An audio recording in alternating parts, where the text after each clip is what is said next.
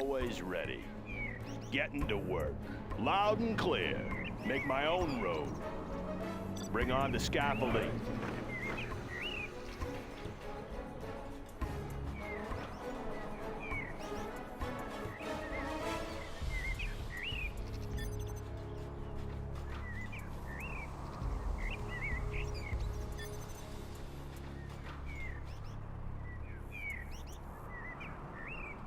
Any more projects?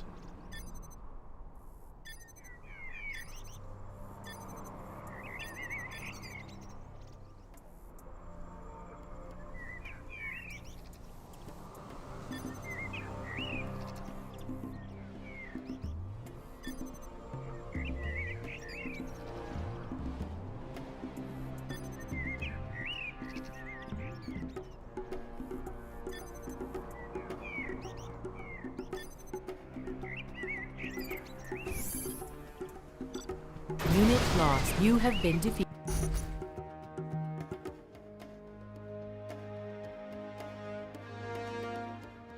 Yo guys, what is up? Welcome back to some more Zero Hour. I just realized the music is too loud. Let me turn that down. And there we go, from 14 volume all the way down to 5. Yo guys, what is up? Welcome back to some more Zero Hour. Actually, adjusting these lights in the back, deciding if they're too bright or not. I'm going for a white color today. Normally the lights are blue.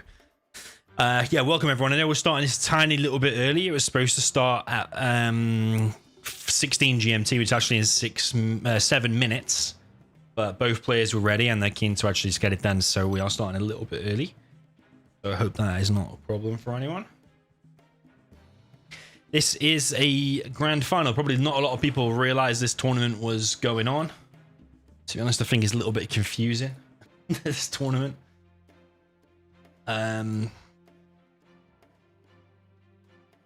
Just trying to find out what the final was exactly was a little bit hard. I'm guessing it's a best of 13. It's ExCaL versus ViViD. The winner of this tournament will take home $250. It's the Champions League tournament.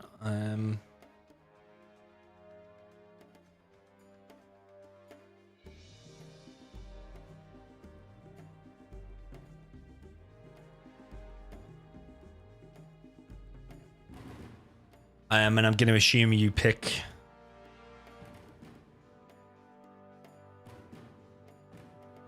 I don't know if it's best of 13 or not. Even the players don't know, see? So let me while they're trying to work this out.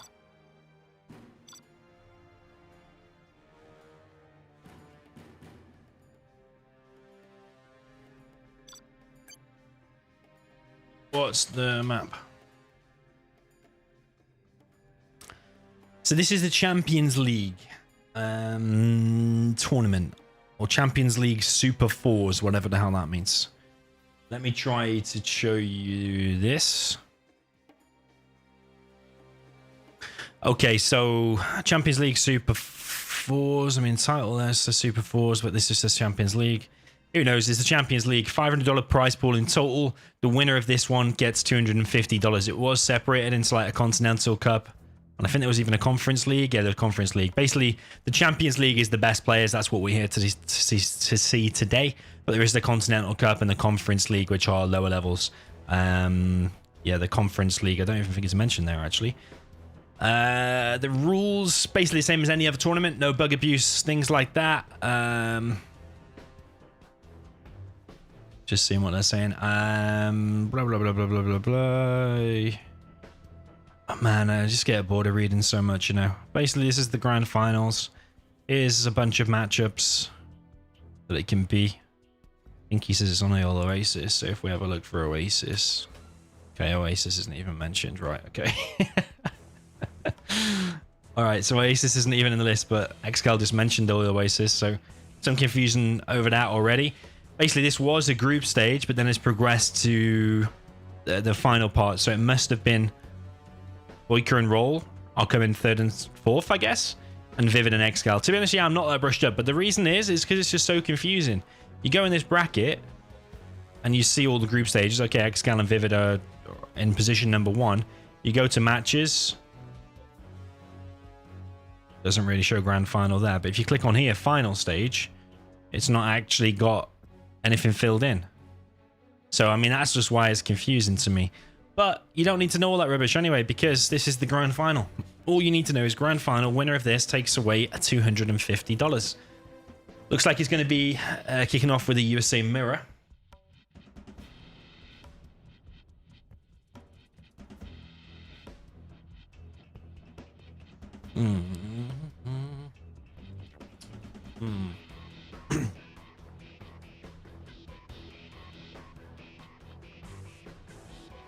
Okay. USA mirror super weapon against USA. So there's certain matchups they have to choose from that list.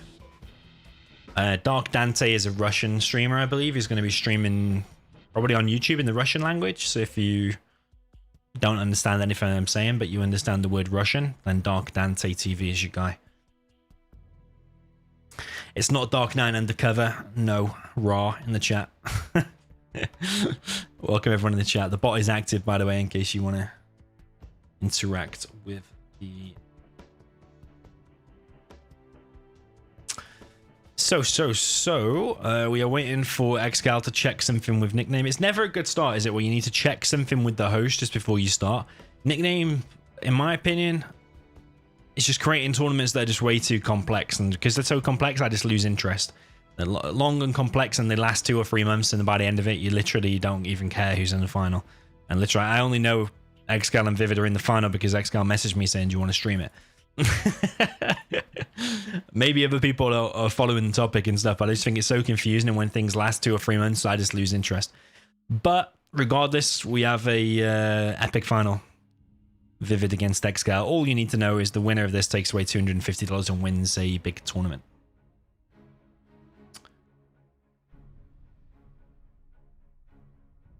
But I guess ExCaL is checking if it's Oil Oasis, but I just did a Control and F for the word Oasis, and I didn't see all the Oasis.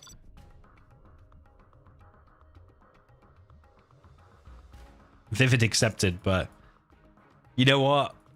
I don't think there's going to be any. I don't think there's going to be any problems. Just play it. Just play it. Nickname probably just makes these rules up as he goes along anyway. Mohammed says, when did this championship start? Well, I think it started just before I went on holiday in August. And I went on holiday, like, what, middle of August or the beginning of August? We're now in November, so 3 months. 3 months, 3 months. It's just, when things last that long, like this is already a month over the deadline, the finals, I think. So when things last that long, that's what... Oh, I need to turn 3D shadows on as well, by the way, guys. Sorry, I'll turn it on after this game. We have ExCaL up in the north with the purple color. He is playing on Oil Oasis. I believe ExCaL has chosen this matchup, and it's on this particular map. He is playing in the USA faction up in the north. Down in the south, we have ViViD. Both of them are in the same clan, but ViViD has got the capitalization slightly wrong on his name. Guess he's done that on purpose. And he is with the super weapon general in the south position. He's going for a drop, and he's dropping a dozer with a 3 MD drop. Dropping a dozer is getting more and more common, I am noticing, between the USA factions. Low T in the chat says, why isn't Size active lately? I don't know, man. If ever I ask him for games, he's not really interested unless it's a tournament or a challenge. So he only makes special time to come online if it's tournament challenge. He doesn't like spam clan wars like he used to, or anything like that. So this drop here for ViViD is not looking that strong. One Ranger is forcing these back, and already 1 MD has gone down. ExCaL's drop is also going to be completely stopped by the looks of things, although he did try a laser lock initially. ViViD is now collecting from both supplies, but actually is stopped with that Chinook. ExCaL is going to lose 1 Chinook here, I think, but he's trying to run over this. Nice little X split there from ViViD, and I think that V will go down. So actually, that's quite a nice start there for ViViD, because he's taking down a Chinook. Oh, he's going to take down another Chinook here as well. Yeah, ExCaL caught a little bit cold here, it seems. Don't know if he's warmed up or not, but he's lost 2 Chinooks and the V. That's a very, very bad start. And ViViD has the weaker army here because he's got the more expensive Vs. It does turn into a big V battle later on, and the more expensive Vs being $50 more expensive, 800 versus 850. Then, yeah, quickly the economy, even though it doesn't sound that much, you do find yourself with a couple of less Vs out at one point, and that can be all the difference between you winning and losing and an engagement, as I always say. ExCaL's managed to get himself 2 oils. He's got 1 Chinook, but these MDs are still here. And if ViViD just turns around now, yeah, he can just laser lock it again, and that's ExCaL taking even more damage when he doesn't need to be taking this damage after he's already lost 2. As long as ViViD doesn't mess up now, I think he's in a really, really strong position. He's got a few MDs still here. Got these rangers running around, but he's got his own rangers out now to fight this. But ViViD could even laser lock another Chinook here, and ExCaL just doesn't seem on top of moving his Chinooks out of the way, and he keeps turning around too soon as well, so all the missiles are still hitting the Chinook as they're trying to escape. So he's got 2 very low Chinooks, and he's already lost 2, so yeah. ViViD also done a big drop here on top of the oils, wants to get himself some oils, and I think if ViViD is to take this here and to win this tournament, I think a good strong start like this and to boost his confidence would be good, because I think he's played ExCaL a few times over the last few months, and I think he's lost all of them. I mean, it sounds bad that it's lost all of them, but pretty much everyone loses to ExCaL at the moment. ExCaL is winning all the tournaments, but at least ViViD takes usually a load of games off him, but then usually falls short a little bit in the end. But yeah, we definitely turn 3D shadows back, so this looks better at least.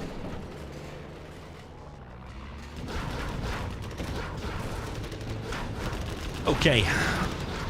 ViViD is now in the base with some Vs, and he seems to be on top of the infantry now. If he'd have just focused down that MD there, then he would have had control of that position. He's actually trying to still capture 1 oil. ExCaL has 1 injured ranger, but I'm pretty sure he can't take that fight because of this full HP ranger. ViViD needs to get off that and actually just take the fight for a second. Otherwise, this ranger will go down.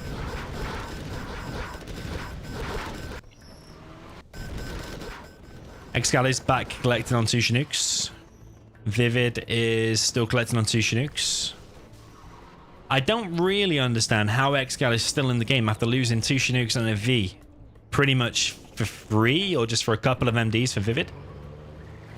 But we've got 3 Vs out now. That is the advantage. It just seems a bit close, considering that amazing start. Usually you lose 2 Chinooks, that's game. That's the way it usually is. And Vs are going down left, right, and center. Like, it's a 3-2 trade. ViViD losing 3, ExCaL lost 2. I honestly do not understand how ExCaL is still in the game after losing 2 Chinooks. You're like, anyone who's played a USA Marie, you lose 2 Chinooks and that is just, that's it. Usually, when you're on 1 supply.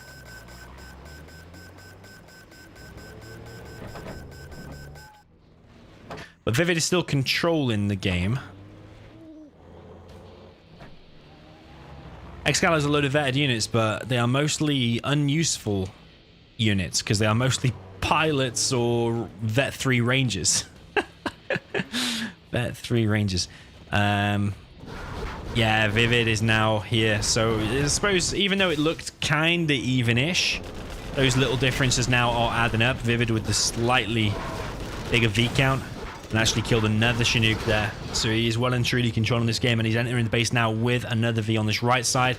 There's a couple of missile defenders still lying around over here, so if ExCaL even takes 1 hit there, really, that Chinook is going to be in trouble. ExCal's now hunted, I think. ViViD has lost Chinook over here.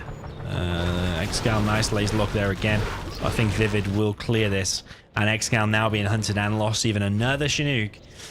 And he got 2k to his name, but I suppose these 2 oils provide you a nice foundation of your economy regardless of the amount of Chinooks that are killed. The 2 oils, it's like having 3.2 black markets. If you want to put that into some GLA comparison, 3.2 markets definitely would keep you in the game, even if all your stuff had mined out.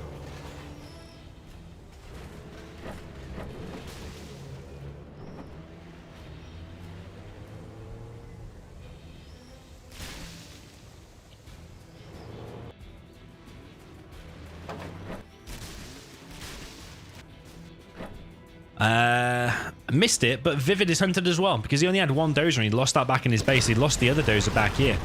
ExCaL is still well and truly in the game, that V being Vet 3 is extremely hard to die. Or extremely hard to kill is probably the better context, the better way of saying it. ExCaL still collecting on 1 Chinook. ViViD also collecting on 1 Chinook, but his is injured. He does have the better V count, and he has 1 MD under the supply here. He has the ToW missile upgrade, something that ExCaL very, very rarely gets. Actually, even 30 minutes into a game, I've seen him before with no ToW. No ToW upgrade.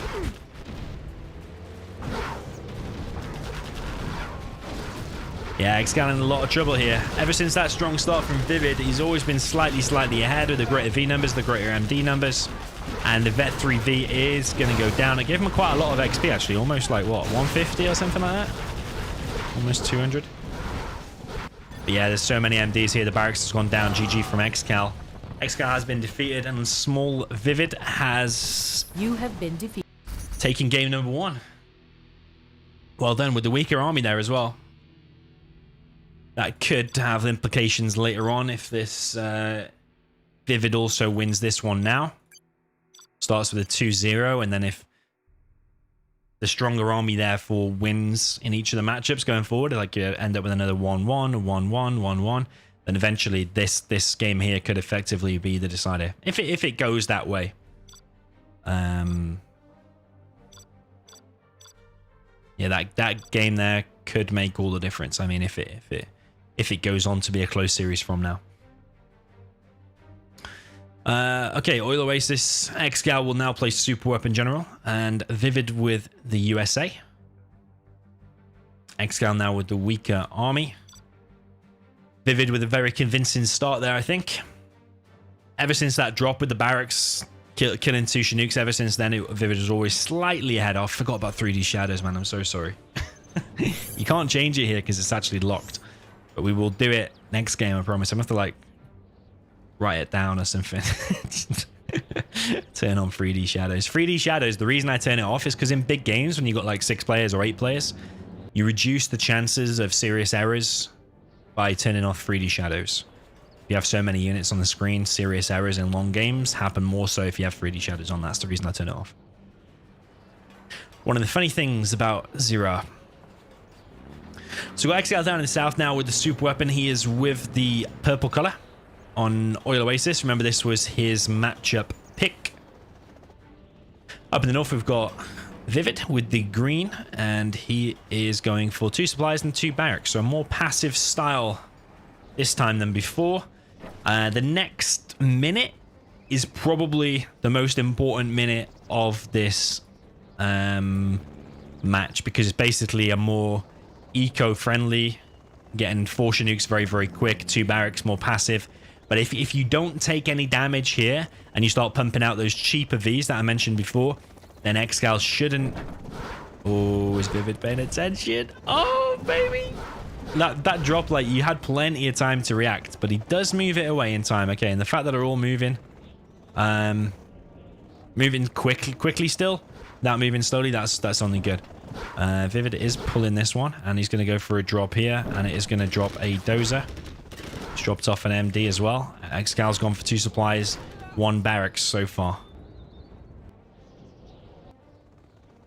So if ViViD gets the capture upgrade now, or maybe, I don't know what he's going to do. Is he going to plant down a firebase here or something? If he gets these oils, that's really, really good. ExCal's actually dropped an EMP on the oils here. Now, the problem is that these oils can still be captured from this side. That EMP might reach the power, but that EMP certainly isn't going to reach these Chinooks unless they carry on long distance collecting from over here, which I'm pretty sure ViViD is going to put them back. ViViD seems on top of the Chinook micro. A little bit of a slip up there. He's letting that one go low now. ViViD does not have the capture upgrade just yet, but if he is... Oh, ViViD! He left it by the EMP, and it's gone down now. It's a big loss. $1,200. And ViVid's going to lose a dozer here. And the weaker army is looking like it's going to win twice, looking more convinced. Oh, and another one. Oh, ViViD. That's the thing about USA Mirrors. The thing is, you're doing a drop, you're being aggressive, you're getting dropped here, and then you're getting dropped here. And one tiny mistake on these Chinooks can mean winning or losing the game. Like, you don't look for 2 or 3 seconds, and that's game over. And I think that might already be game over, because if ExCaL now gets them oils, he's still got this EMP here that's going to hit this power.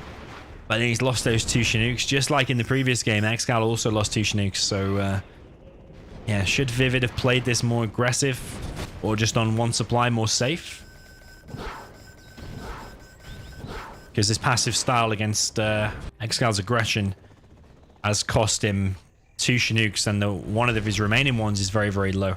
ExCaL's now even building another EMP. Really wants to secure these oils. V comes in for ViViD. Takes a load of laser lock shots and is probably going to go down. He has unloaded some missile defenders though, but is he going to be able to laser lock any of these Chinooks? He's actually going to go and laser lock this V. But there are rangers coming in now for ExCaL as well. ExCaL is he going to come in with the Vs? Yeah, he is. He's going to lose probably 1. GG from ViViD already. Wow, wow, wow. Sometimes I think, like, in the... we saw Super Weapon be aggressive both times. Because they know you have to make something happen with Super Weapon. But sometimes I think, if ViViD had also been Super Weapon there, he wouldn't have done that passive style. He would have been more aggressive and it would have played out differently, and he maybe would have even won.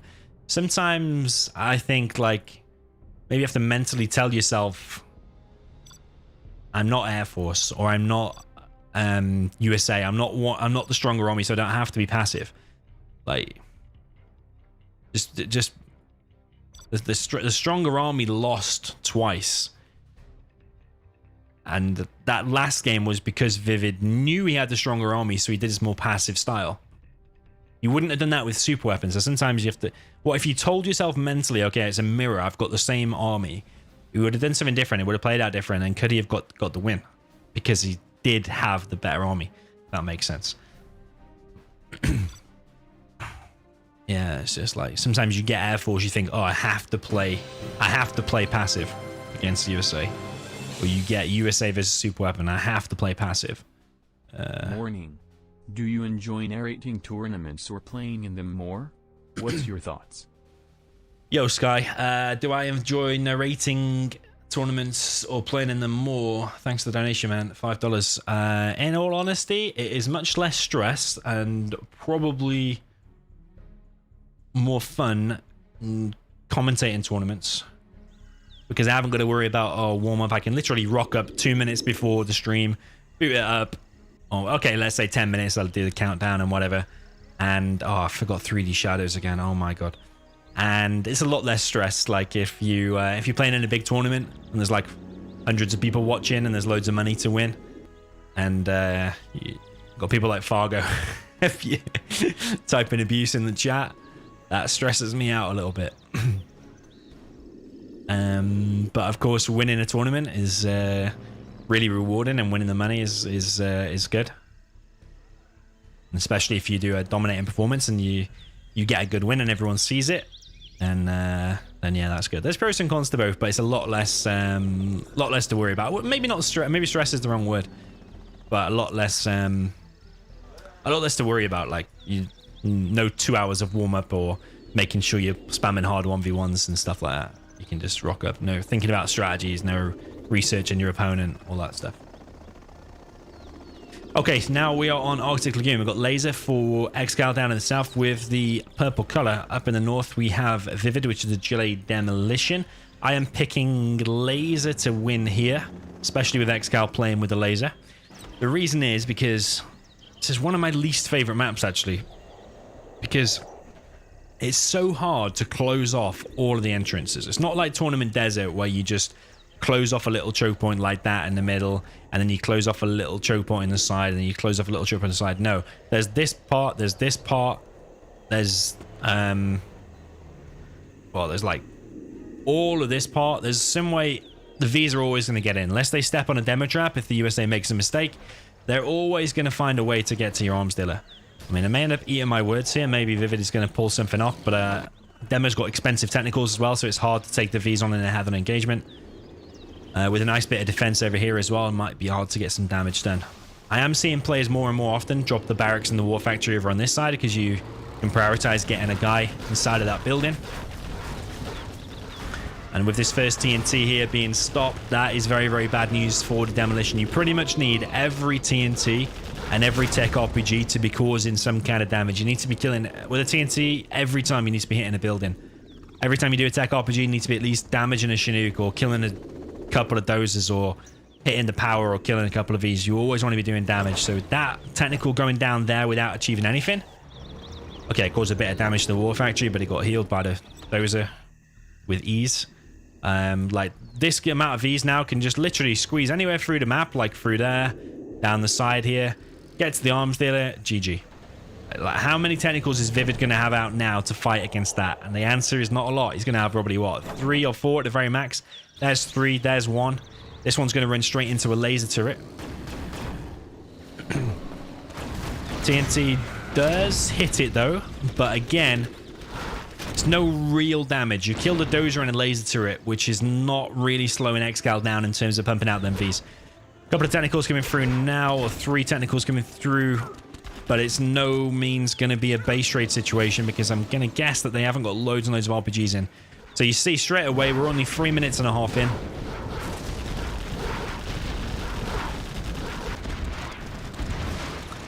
And already these Vs have been completely untouched. Going to close down the arms dealers. This is what happens to me every time I play Lagoon GLA. Especially demo versus USA on this. Like what do you even do now?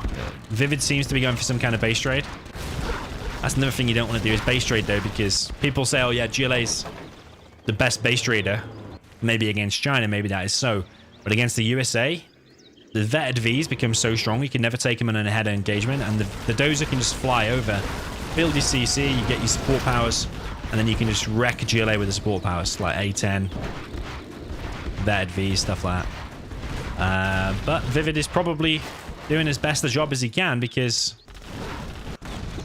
he's killed the supply. He's killed that laser turret. Oh, ExCaL almost even lost his dozer there. ViViD is going to chase it. ViViD is going to chase it. I like this from ViViD, because if he hits that... Oh, he's going to kill it anyway.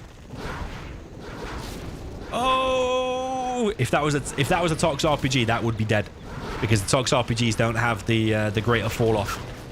Oh my... He's going to hit it. He's got it. He's got it. He's got it. I think he's won it. Oh my. ViViD is a legend, man. This is why he's an expert level player. This is why he's got the expert badge. The newest expert on Zero. This is why, man. That's really impressive. Picking off that dozer there was so important. ExCaL also didn't leave himself enough money to even build a supply and a CC anyway, unless he's just queued up a load of stuff here. But he's gone now. He's gone. How has ViViD... You have been... How's ViViD done that, man? I literally was just saying how hard this matchup is, but ViViD just taught us all how to do it. Well played, ViViD. You have to take your hat off there, because that is not easy to do. Very, very well played. Because, yeah, even if you do manage...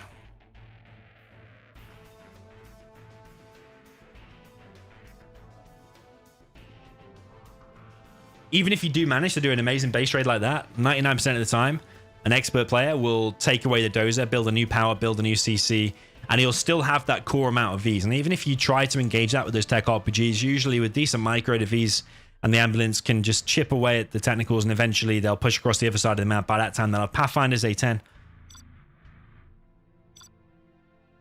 And you'll still end up losing, but ViViD picked off the dozer. Nice, man. All I can say is very nice. And I was just explaining how hard it is for the demo. And at 3 minutes 30, ExCaL was already in ViViD's base, but ViViD just did a counterattack and stopped the dozer escaping and killed the base very quick as well. Yeah, I'm impressed, man, already. ViViD's first win was good, was excellent. And that win there was excellent as well. Game 2... Not really sure about that one.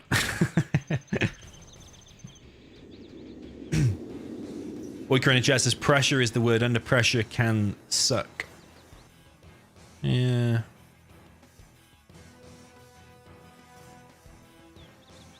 Oh, 3D shadows, man. I'm going to turn it on next, I promise. It was ViViD's strong performance that made me forget. Yeah. and ExCaL's lack of GG. He did say GG in there. But we can tell ViViD didn't say GG. Okay, so we've got ExCaL now in the north with the GLA demolition. I'm expecting a laser win again. Did I say that before? Yeah, I did. I said I'm expecting a laser win and laser loss. So I'm expecting a laser win again. Even though laser just lost, I think ViViD might be able to do it. Even though player-wise, he probably is the underdog in a lot of people's eyes here. ExCaL is the boss at the moment.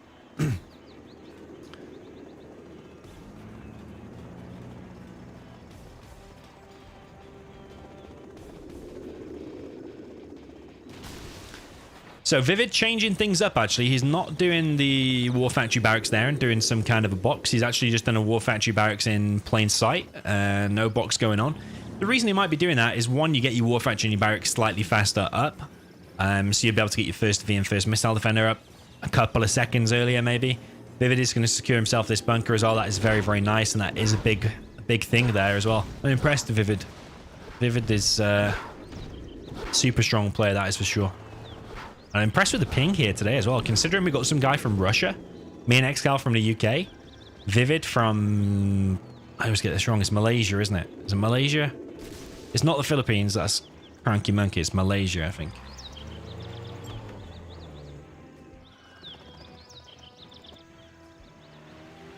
So yeah, ViViD has changed this up. The benefit as well, apart from you getting slightly faster stuff out, is that if ExCaL goes for a double TNT, he won't be able to get it now. He won't be able to hit between two buildings. You might be able to hit between those two, though. What is ExCaL actually going for? He's going to go and hit the power. So he only had 2 terrorists inside of there. Okay, so he slowed ViViD down a little bit, but, I mean, you're just going to rebuild it over here. Here comes another technical, though. But it is going to slightly go to the right of the power. Is he going to hit it again? ExCaL does love a dozer hunt for everyone. Oh, he got run over by it. Got run over by the dozer. And ExCaL is not on point, really, with the terror attacks at the moment. He obviously hit that power before, but that terrorist, as soon as it popped out, the dozer just instantly ran it over. That's one thing in probably a game data patch that people are talking about, the 0-hour patch at the moment that may come in like 12 months if there's a balance patch and fix all the bugs and stuff. That is one of the bugs. That is definitely a discussion point. Why would you be able to run over a GLA demolition terrorist, but you can't run over a Tox terrorist or a GLA terrorist or a stealth terrorist? Because that would just explode. But the GLA demolition one, okay, that one you can run over it just fine when it's called GLA demolition. Should it be the opposite way around? Will it change the meta of the game? It change the meta for sure. It change things a lot. Make demo more powerful, because when a TNT doesn't hit, as I often say, that's usually if the first TNT doesn't hit anything decent, usually you're lost. ExCaL is under a lot of pressure here, and ViViD is on a little bit of fire. Ooh, we might lose one Chinook, though. He pulled one, but left the other. Okay, he's going to leave it very low HP. ExCaL is going for pretty much the same strat, just a few less technicals, few less RPGs. He's going to run over some missile defenders. Oh, is he going to kill his own technical here, though? Ooh, almost. ViViD is still roaming around, killing the base much faster. ExCaL is taking his time in terms of killing the base.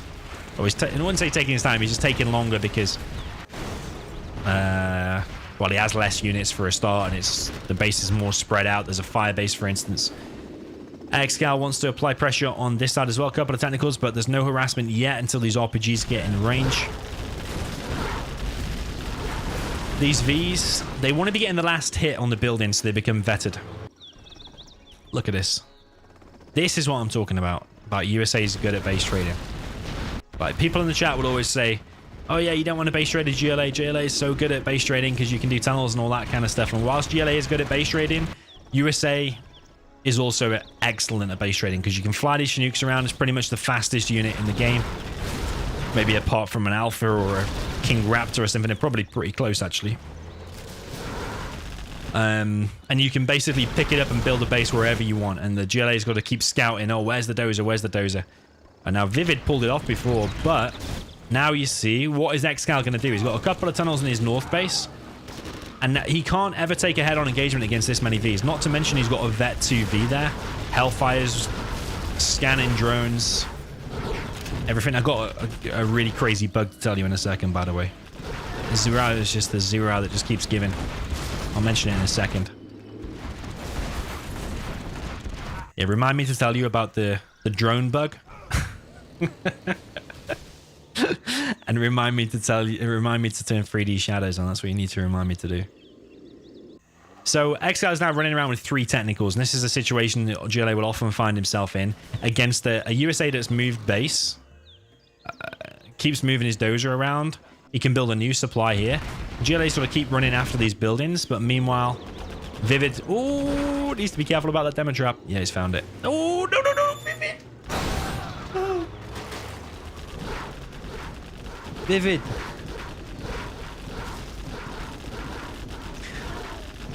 ViViD. Oh, I might have to take his expert badge away from that. I think he's still going to win.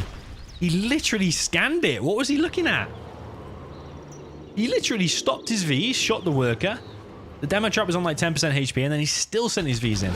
I don't even know how he's still got that many Vs left. I didn't even really look. I think I closed my eyes then. I think he lost three or 4 Vs. Maybe he was looking at his dozer. Yeah, I think that's what he was looking at. ViViD needs to get a CC up. ExCaL is being a true GLA. He's playing it as best as he can, but the problem is he can't take that on a head-on engagement. There is another demo trap here, and even though ViViD scanned it, he's probably going to walk on it in a little bit. ViViD's beacon this one. You know what I find all 0-hour players do when they're playing a high-level game, when they're going to forget things, is they'll place a beacon, like, okay, there's mines here, and then 5 minutes later, you will either delete the beacon, because you can't remember why you placed it in the first place,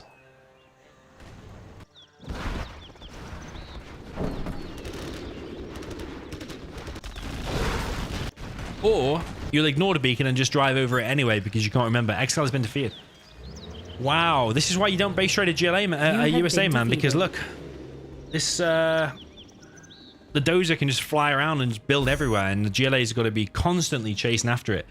That was good from ViViD, man. That was excellent. Apart from the demo trap thing, which I literally couldn't watch. But I'm just going to turn 3D shadows on, and then I'm going to tell you the drone bug. 3D shadows. Okay, so this credit for this bug goes to AGX750. It's not a game-breaking bug. It's not a cheat or anything like that. But you probably never realized this. So when, let's say you've got a Hellfire drone on top of a V. You got a Hellfire drone. Then when that V dies, the Hellfire drone turns civilian. Now, civilian stuff, it's like a Jarman sniped it, for example. It means you can put a guy in it and take it over. So if you kill the V, the Hellfire drone turns civilian, falls to the ground, and just before it falls into the ground and disappears forever, you'll have an infantry guy there. Click enter. You don't press enter. I mean you click to enter the civilian drone, and you take over the drone, and it stays alive. You don't believe me, do you? You don't believe me. Oh, you don't believe me. Well, it's true, man. I've seen it. I've seen it. If you kill an enemy V with a drone, it happens with any of the drones. Let's say a Hellfire drone, for example. It falls to the ground. You can put a ranger in it, a pilot, or anything, and you will take over the drone and move the drone around the map as if it's just a normal unit. You take over the drone.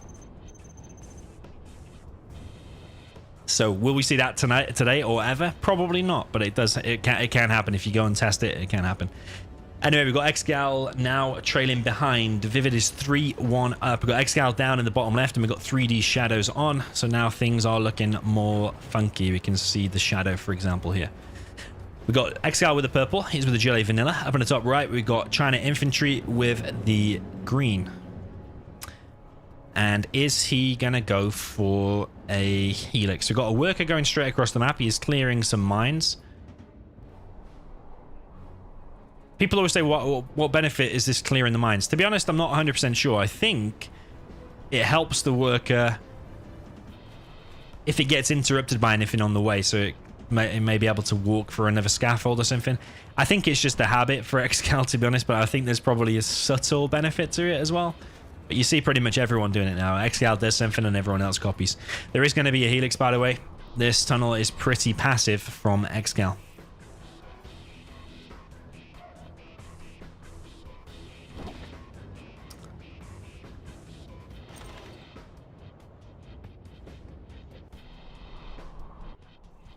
ExCal's not going to know it's a helix until it literally flies across the map. I think ExCaL will make a technical at first just to do a little bit of harassment. Oh, he's going straight quad, actually. He's going straight quad.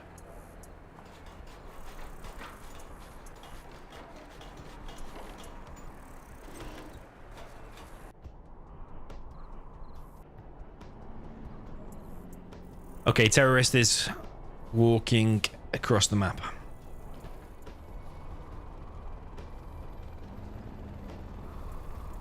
He's going to find the helix. Yeah, pretty sure that's close enough now to see the helix. Not 100%. This worker here is going to get denied.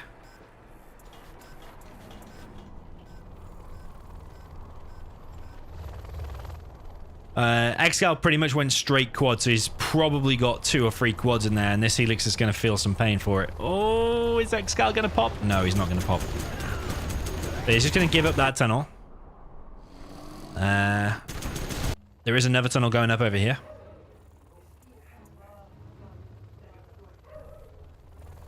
That's going to be denied as well. But ViViD does have this bunker. Oh, ExCaL did get 1 oil as well. That's a massive oversight by me. If you want to be a top player in 0 hour, you need to focus on getting oils early into the game and then spending your money. Wisely from that point. Yeah, a lot of the pros will get oils very, very early on. So he made 1 terrorist, sent that across the map. Or maybe he made 2. And then he's also got that oil as well. Get himself the artillery platform. I think you actually get a little bit of XP for capturing the oil as well. ViViD is going to unload his infantry. He needs to start building a new power plant rather quickly. We're all 4 quads here. We probably would be selling that off because it's going to give some veterancy to the quads, which is going to make them harder to deal with. Gets a vet 1.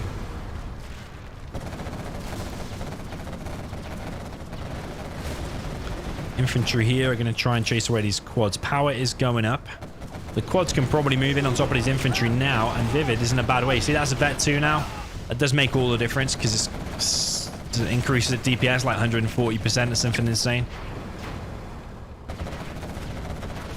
Gets another vet 2 quad. This is a big, big thing. Yeah, ViViD is in a bad way. He thought the helix was going to surprise ExCaL, but ExCaL knew straight away it was going to be a helix. Maybe he knows how ViViD plays.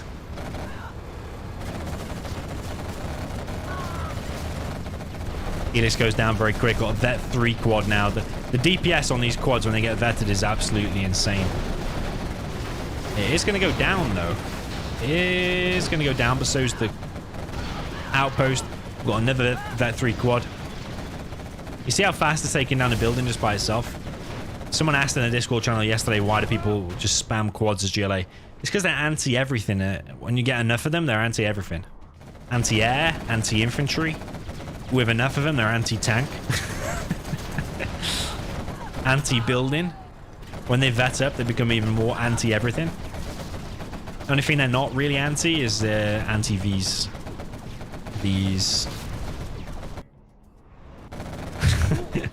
are also anti-everything. That's why you see V's spammed every single game. Even that outpost there is taking immense damage, man. A little bit of micro required to take that back and win the fight. But ViViD is losing ground. ExCaL is taking over all of the map. ExCaL is getting a 2nd oil as well as his 4th supply. And a palace going up here. I've seen a few players building a palace over here in this spot rather than in the main base.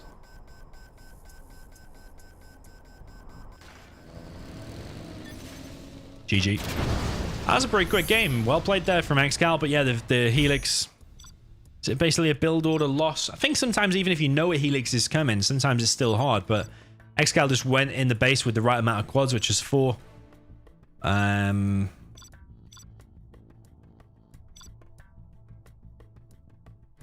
At the right time and just caught ViViD's pants down a little bit. It wasn't able to fight it with the Helix, so we had to unload. And then he got a bit of a bad angle. The quads were all able to shoot at the same time. And then all the infantry then went down. So ExCaL bringing it back slightly. 3-2 lead now for ViViD. Will he be able to win with the GLA as well? Which army do you prefer here? Do you prefer the GLA or the infantry? I think you'll probably get a mixture of people. Probably most people will pick the GLA. It's quite big and there's buildings and stuff and flanks. You can get GLA tunnels up pretty much everywhere. I think a bunch of people will choose infantry as well because you can drop down a couple of bunkers, get a few outposts, charge across the map, and you probably will find a way through to the arms dealer, just like the USA GLA matchup before.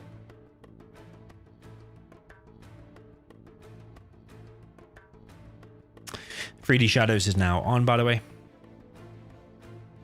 Just be right back 2 seconds.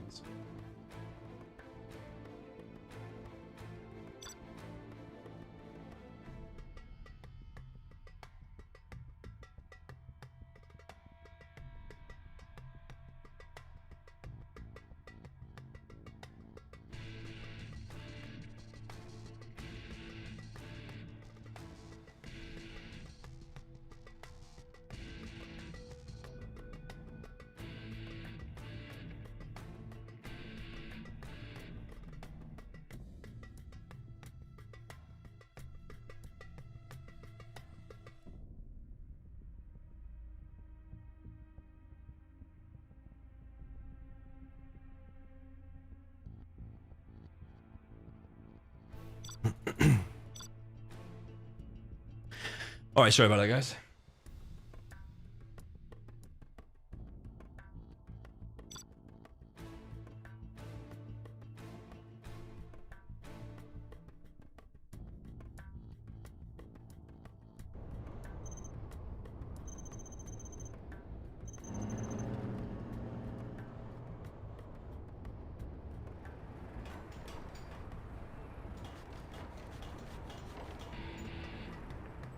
Okay, so we have ViViD down in the bottom left with the green GLA vanilla.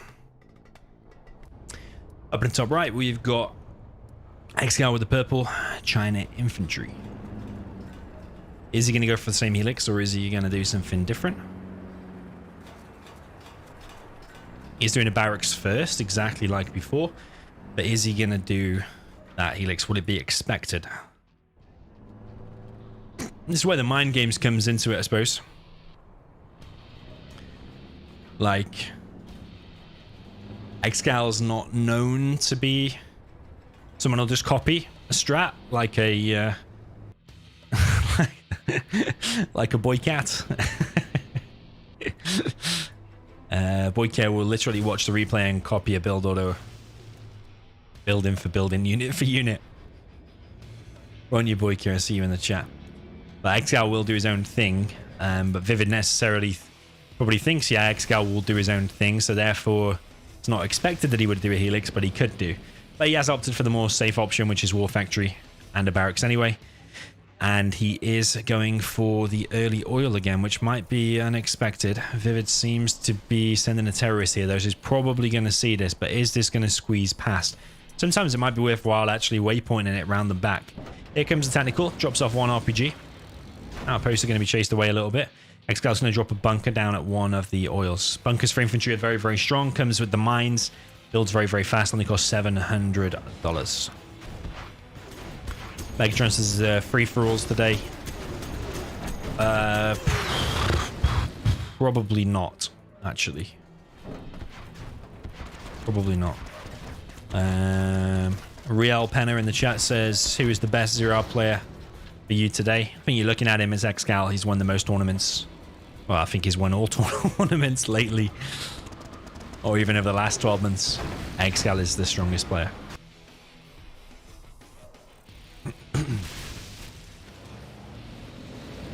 So ExCaL seemingly lost one truck over here. He is going to grab this oil though, and I think he might actually get this one as well because this minigunner has just ran straight past it. But that dozer has been hunted, and did his other dozer already get hunted? No, it didn't. His other dozer is over here, but the war factory got taken down. Here comes a toxin tractor along with a bunch of RPGs. Toxin tractor could move left and clear up probably all of this. Keep steaming, Boyka. Big fan here. Keep steaming, Boyka. Get Boyka in the sauna. Nah, cheers, man. Show Yang, thank you for $5, much appreciated. ExCaL now sending his dozer back, but he's awkwardly going to run past a worker building a tunnel.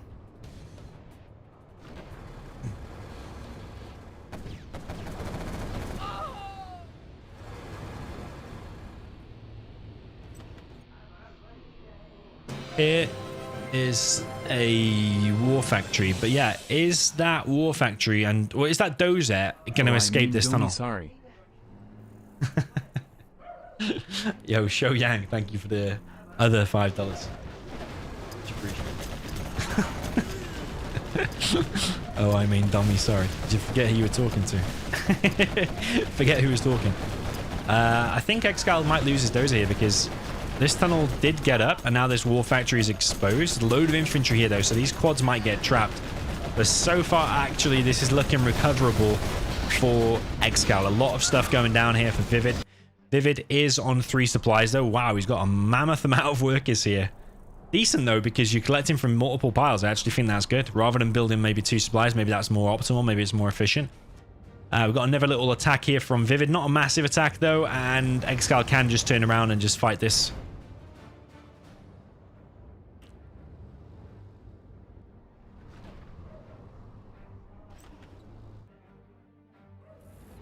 ExCaL with even another bunker over on this left-hand side. You can never have enough bunkers around your oil.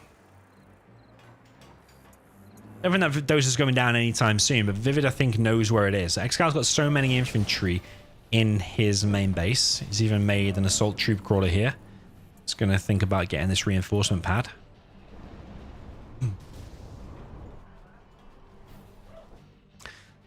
ViViD on his main only 4 workers, could do with a couple more maybe, and Palace is going up. 1 oil here has been found.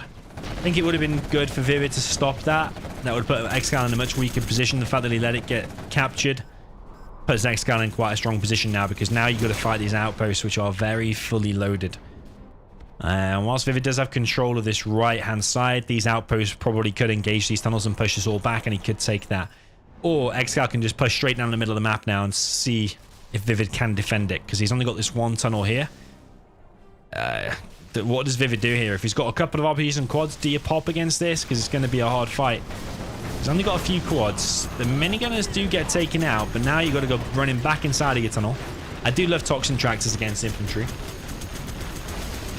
I mean, it sounds simple, sounds basic. Of course, you'd make toxin tractors against infantry. Toxin tractors are anti-inf. But you see a lot of people actually just continue to make quads and tunnels and RPGs. But actually, if you're making like 2 or 3 toxin tractors, they're actually very good against infantry. They withstand a lot of shots, and they kill them as soon as they spawn outside of the... as soon as they unload, basically. Here comes a potential TNT.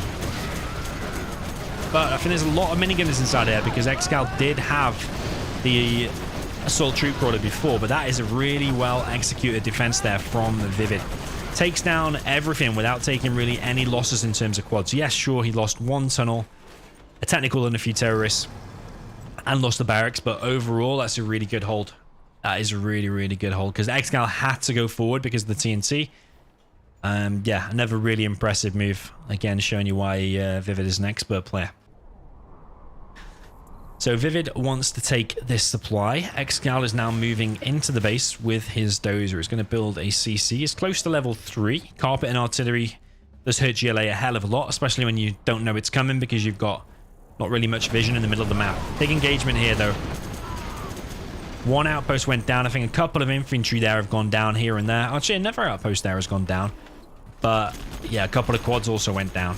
So is ViViD going to counter-attack someone now? He stops this flamer here. But he wants to save this supply, really, because he's just going to give ExCaL more XP. ExCal's already level 3.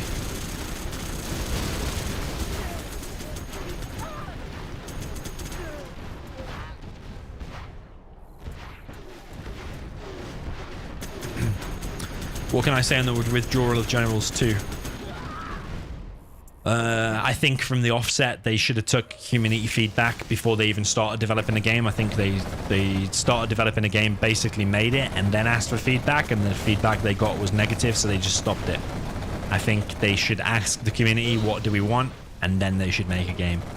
Because they've already invested so much into it, and then had to cancel the project because of what I just said. Then,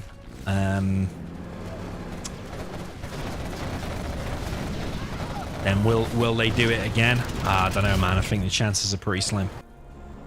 Yeah, I really think the chances are slim. Imagine presenting a business case. Oh, we want to make this game. We're going to make loads of money. And they'd be like, hang on a minute. We already tried and you cancelled it because of bad feedback. Imagine trying to get that over the finish line in terms of your business.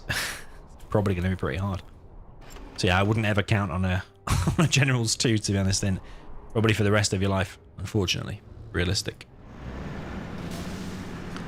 So ExCaL with a nice hold there. ViViD did get himself a nice bunch of XP though. That reinforcement pad kill alone gives you like something like 100 XP or 200 XP. It gives you an insane amount.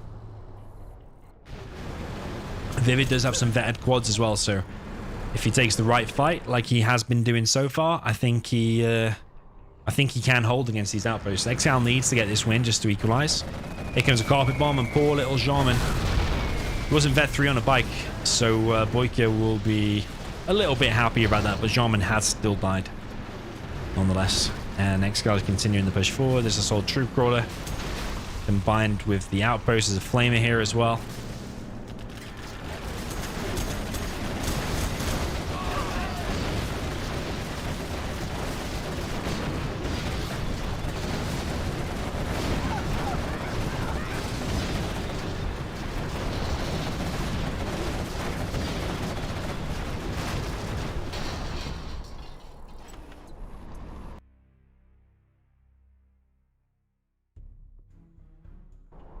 Mr. T in chat talking a little bit off topic.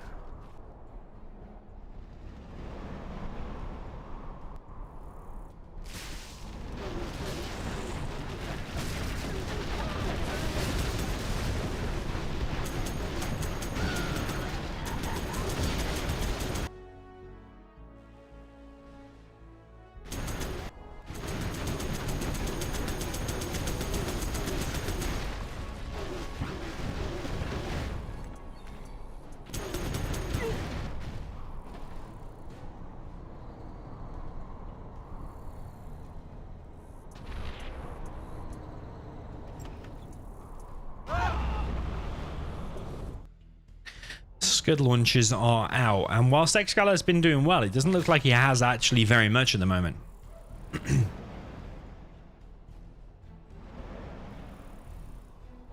got 3 outposts, no ECMs in the mix, so a couple of RPGs will scare that away. An angry mob will scare that away. There's no MiGs, no helixes. Speaking of MiGs and helixes, here's an airfield that's going to get shut down by ViViD's Scud launcher, and this bunker taking a lot of damage. It's pretty fully loaded as well. And ExCaL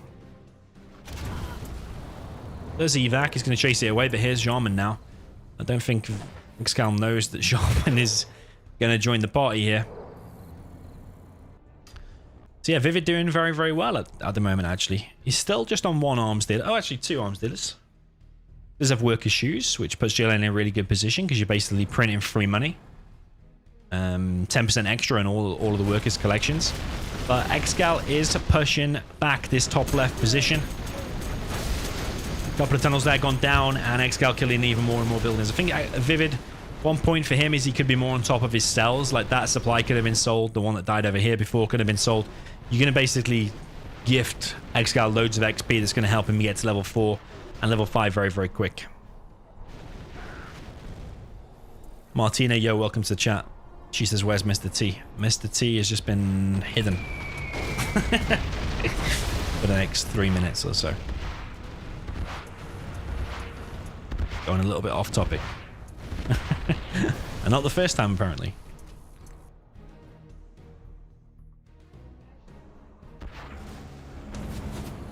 Here comes a mine drop. We've got Vet 2 Scud. It's going to go down now. That's even more XP, actually, for ExCaL.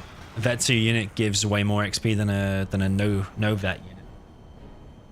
That's why, like, when you play tank, the Vet 2 Battle Masters, they give, like, 200 XP each.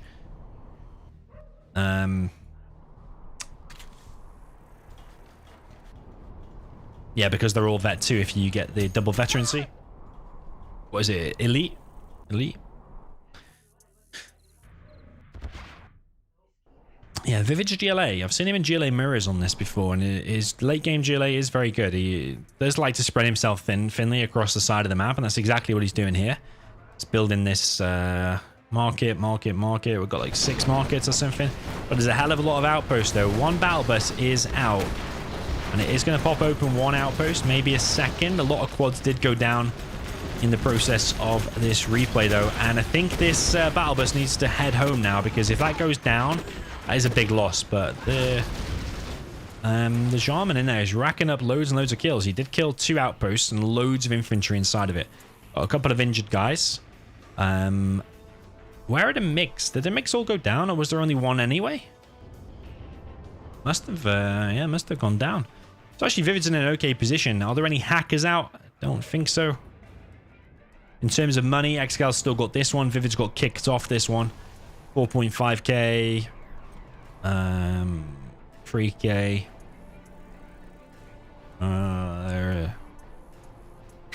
8.5k in total there, I think, that he needs to get back. ExCaL might be gifting a dozer.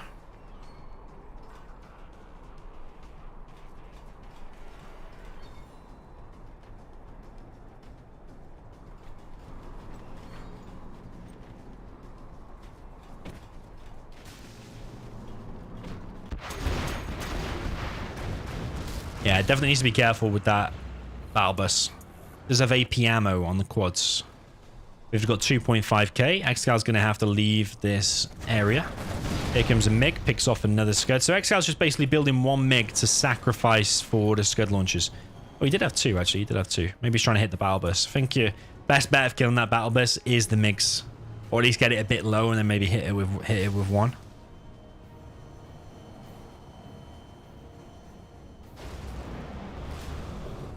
Here comes a carpet, though. Ooh, is ViViD going to move out of the way?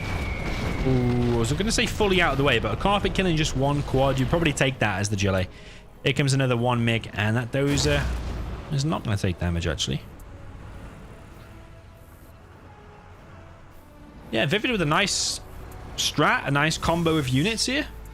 If that MiG does come in, it is 100% going to go down because these AP ammo quads. Yo, Thorbert, welcome to the channel. Here comes the artillery.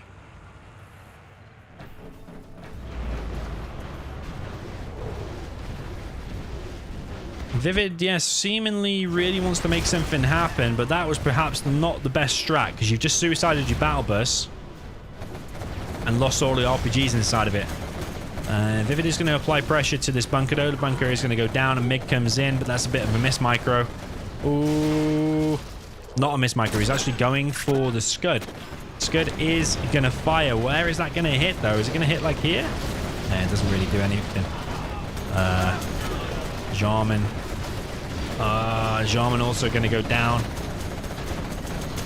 Another outpost going to go down, but ExCaL's level 5 now. Clears up everything. I think you'll probably take that as the infantry. We've got 1 angry mob out now. ViViD has got himself another supply.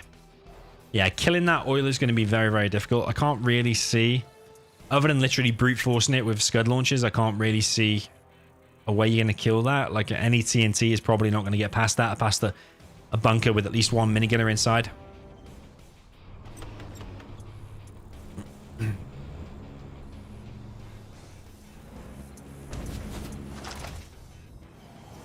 Yeah, I thought ExCaL was only making 1 MiG for the Scuds, but he does have 4 now. Maybe he was just initially just making them just for the Scuds, but now he's actually grouped up 4. Now he's secured himself this and got himself a bit of cash. ExCaL only has this. I mean, he's not got any secondary economy. Here come the MiGs on top of one of the tunnels. ViViD is slowly but surely losing ground. 1, 2, 3, 4, 5, 6 markets. He's not building any more markets. Should he start another fake one here or somewhere else back in the base? Do you want to be on a little bit more than 6 to ensure yourself the victory here? Still a pretty close game, to be honest. Is it a 50-50 match based on what we've seen so far? I think it's close to that. If ViViD gets to level 5, though, you would definitely favor ViViD. But so far, these MiGs are able to pick off straying units or stray tunnels that are out or where ViViD's not watching. There's no armor upgrade, by the way, for ExCaL. This angry mob is going to go down. Does it give any veterancy?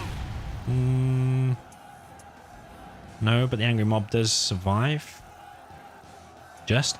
You can't put that back in the barracks, can you? Does it replenish itself over time, or is that only if it's vet 2? Still making the same noise as if there's 30 guys there, but there's only one very injured guy.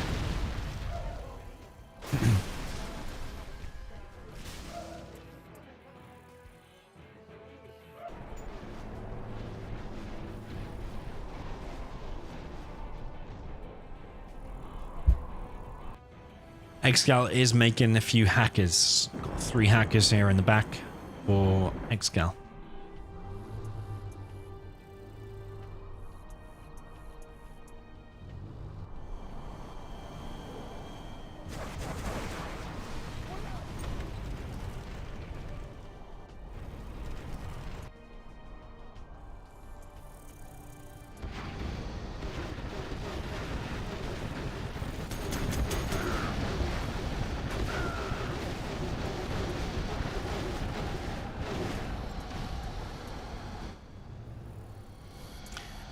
Yeah, someone in the chat said that ExCal's dozers are constantly exposed. ExCal has a few hackers over here as well, by the way, so he's got 7 hackers in total.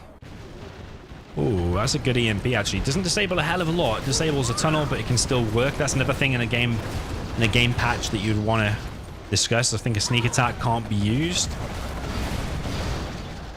If it gets EMP'd, but a tunnel still can be used, is a little bit weird.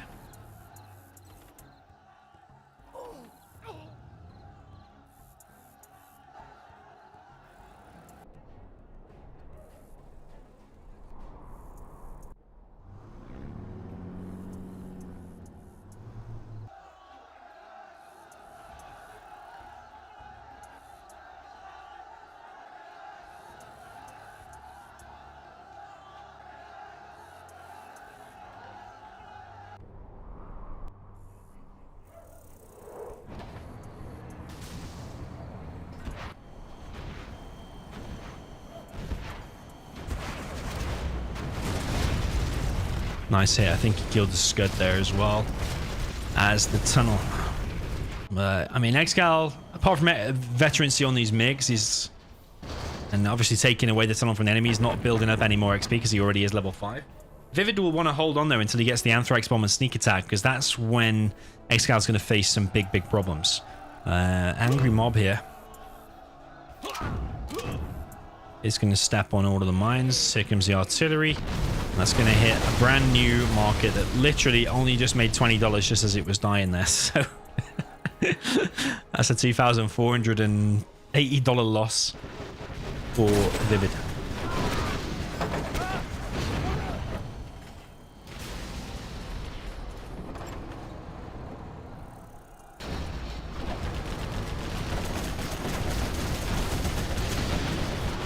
That's a nice pop there from ViViD. Oh, he is losing a few quads, though. I think he escaped with like 3 or 4, but he also lost like 3 or 4.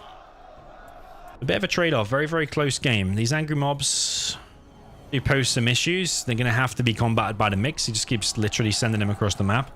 ExCaL seems to be aware of him. Seems to be on top of him. Just 2 MiGs pretty much annihilates an entire angry mob. A couple of MiGs there do get picked off. And ViViD is definitely working himself towards that level 5. Now, the problem is, when he gets to level 5, where do you place down the Anthrax? Are you necessarily going to know that there's loads of hackers over by the oil? Are you going to know that deep in the back of the base? Are you going to know he's even made any hackers at all?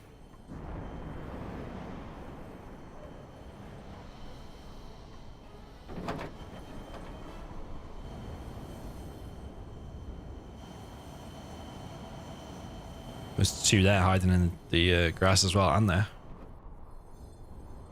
It's even a struggle to see them when you can see them. 1, 2, 3. Yeah, there's a few scattered around actually. And once they get vetted,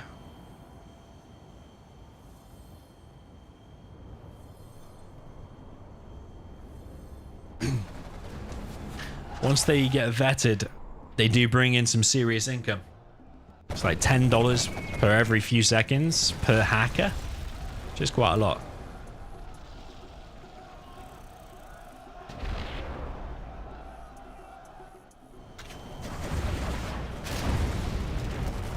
Gotta remember, ViViD's getting the bounty money as well. Scud Launcher goes down there as well, takes down, well, almost took down a bunker, but it's taken down the mines with it. And it went down.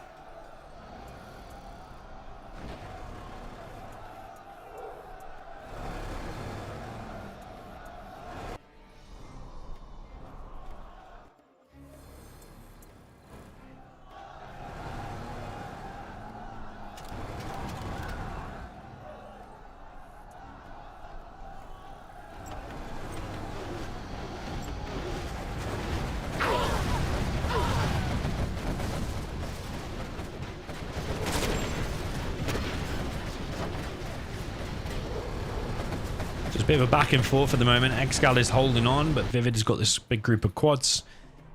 Could ViViD do with maybe 1 or 2 more markets just to make himself the leader here? This is turning out to be quite an epic game actually. We're approaching a good 30-minute game soon. ExCaL's made an internet center. Hackers will hack something like 13% faster inside of the internet center. Angry mob there completely goes down. That's the problem if ViViD keeps just making mobs that just keep getting taken down for free by ExCaL. And that's obviously a lost load of money. You got these markets, they're making you money. And if you're just making angry mobs that are just getting picked off for free, is that a good idea? Then this worker here is actually going to go straight through, like get run over by an ECM. Now that seems silly, just sending a worker like that, but it's provided a big scout actually. It showed you where the mines are because the worker detects the mines.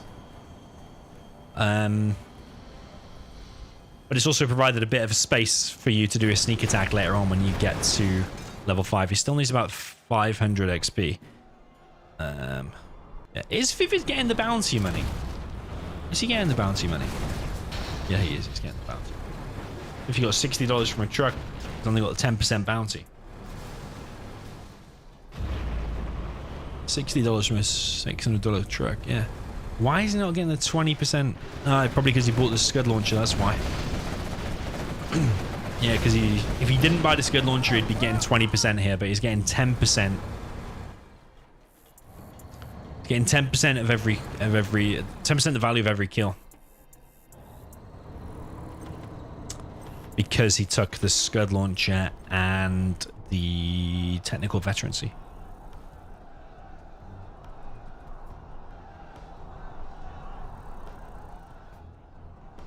Yeah, there's a delay on the stream.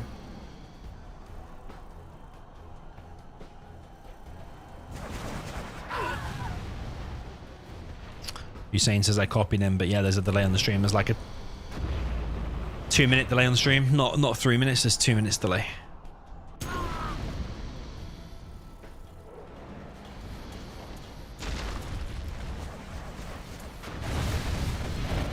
That's some nice pickoffs. But ExCaL does have a fully loaded internet center.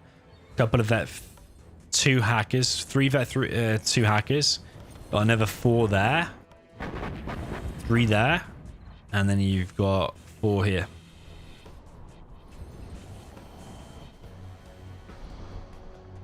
The question is here, do you get to like an amount where you just stop making hackers and then you pump it all into units? Or do you just tone down the amount of hackers you're building now? Do you still keep feeding the amount? Do you still keep building 1 every now and again just so it keeps adding up until it comes to a point where you've got a crazy amount? Or do you just build so many hackers and then just stop and now just pump it all into units? It's a question I often think about. If you're in this situation, I mean. Angry mob goes down. The bunker is therefore going to survive. There's another angry mob coming. But ExCaL is pushing into the base with this big outpost army over here, and I don't think ViViD's even seen it. Or does he just want to go for the base trade? Don't know, man. I think he's going to need to do something about it. He was looking in a really good position, but if he loses all of these markets, oh man, I think he's just seen it now. Is he even cancelling these though? I think he's only just seen it now. I think that's what it is. A couple of these were fake though. That would look like a fake. He's selling this one. Yeah, he's still sending the angry mob, but there's still mix.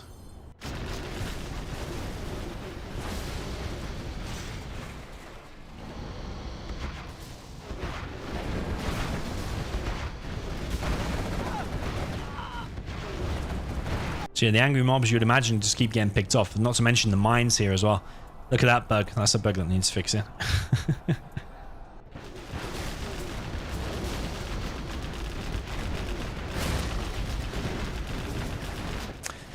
Yeah, ViViD, I think it's safe to say he is now losing the game. Where is his CC? He has 4.3k.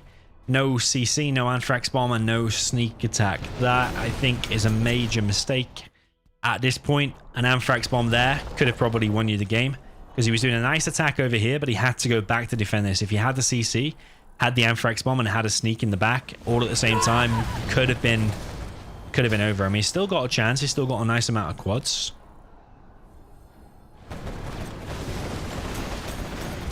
ViViD is thinking about committing to this attack. The hackers here. Ooh, I think this is it. I think ViViD can't win now. Nah, he's going to lose too much from this here. It was a nice drive from ViViD, but yeah, if he got that CC, literally just built a CC, I think he could have won this, you know. Anthrax Bomb on top of that army would have really put ExCaL under pressure. ViViD is going to maybe kill the internet center there. If he drives forward a little bit, he'll get the crush.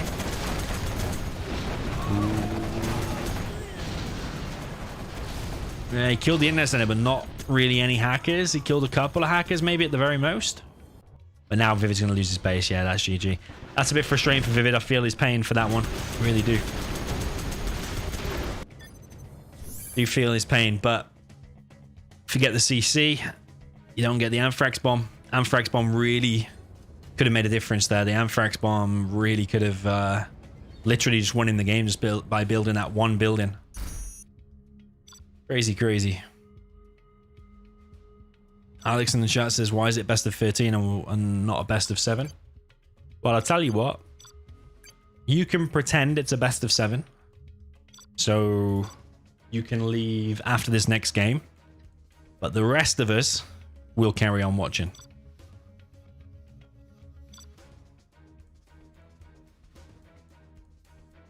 Because we'd rather see more games. Nah, in all seriousness, back many years ago, it used to be a best of 5, used to be a best of 7 in the finals.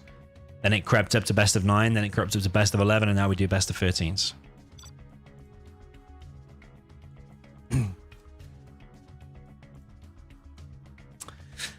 It's just been progressing and progressing and progressing. Sometimes a best of 5 or a best of 7 can be over in an hour, depending on if you do random versus random or whatever. And a best of 13 is more likely to be a spectacular 2.5 hour beast set. Where is Anthrax Bomb though? Is it AFK?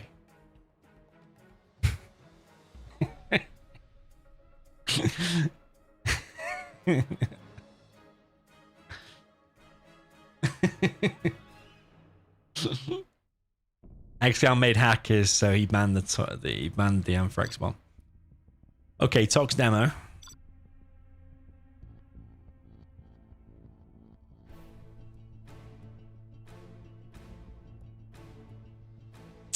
Amirati Gohari says, which stream is the most memorable in 0 hour for you?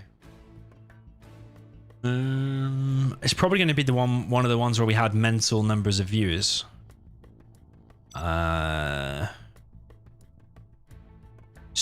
So probably...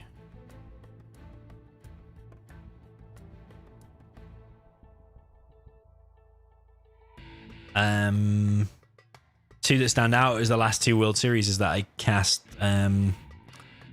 World Series 2019 and World Series 2021.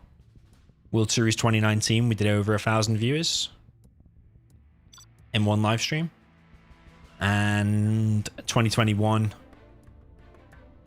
don't think we reached over 1,000, but it was like a good 950 or something crazy. So yeah, they're the big ones. When we get the max number of viewers, that's where the big ones that stick out for me. So until we surpass 1,100 or something, I'll not be satisfied. No, I'll be satisfied, but that's my next goal, to do like 2,000 viewers in a big live stream. That would be good. That would be good. Okay, we've got GLA Tox versus GLA Demo. Down in the south, we've got ViViD with the green GLA Tox. We're in Blossoming Valley. Up in the north, it's a bit like Tournament Desert, but slightly different. Up in the north, we've got ExCaL with the GLA Demolition in the purple. And his CC's gone, so we'll just look at this little bit of land. And, yeah. I'm imagining ExCaL will be going for TNTs. He's actually gone for a 3 supply strat, and ViViD will be expecting a TNT, so he's done his Toxin Tunnel directly in front of his arms dealer. So the only real place that arms dealer can take a shot is around the back here. What you see actually players like Fargo do actually is they sometimes, even if they're playing Nuke or even GLA, they will keep terrorists around the back on a guard mode, so when the technical comes through, the terrorists run towards it and kill it. It's one thing you can do. It looks like a nice box from ViViD. This one not so much, but sometimes boxing any workers on this supply can hinder your collection rate a hell of a lot. That tunnel is going to kill 1 RPG and then go down. It's not worth it. 2 RPGs and then go down. At least you killed something, but the tunnel is going to go down regardless.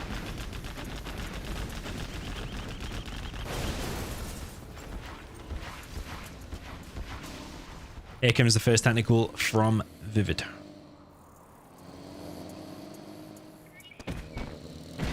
It's going to kill 4 workers.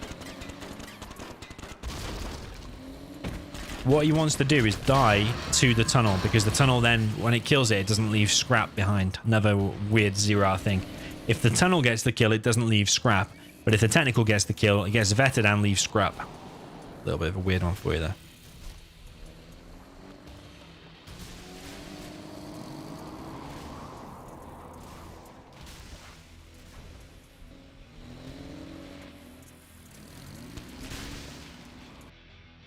Another load of workers there went down of ExCaL. So here comes a TNT potentially from ExCaL, but that does get intercepted. 1 terrorist tries to run and get the kill on the technical, but unfortunately falls a little bit short. A couple of terrorists, well, still 3 terrorists behind here. And they all should go down. Ooh.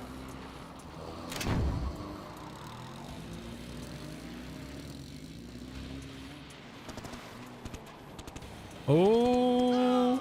Oh, wow.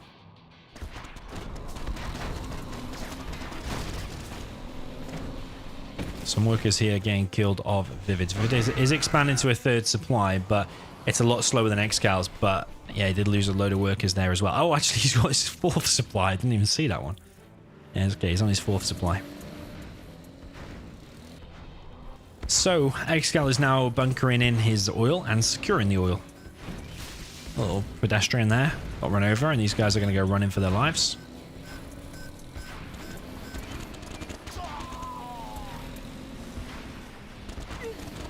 Oil there of ExCaL's does get denied.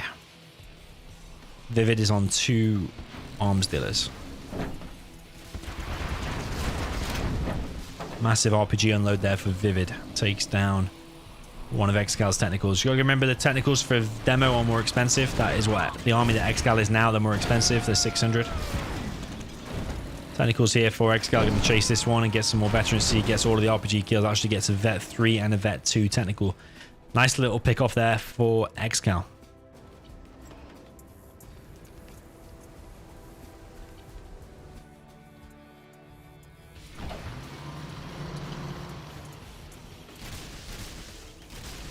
Yo, Rob Allotment, Carp Fishing. I'm good, thank you, man. How are you? Good to see you back. I think you were here yesterday. Another aggressive tunnel here from ViViD on the right-hand side. ViViD also pushing ExCaL back in the middle. Might be able to secure himself an extra supply there. No palace yet from ViViD, but there is a palace already established from ExCaL. One technical there does get picked off. Another technical here is empty. We know that because we can drag a box around it and it selects it. Another funky zero thing. You can drag a box around it and figure out if it's empty or not. Should you be able to do that? Probably not. Oh. Yeah, all of the workers there got killed. That's another, what, about 1,100, 1,200 to replace those.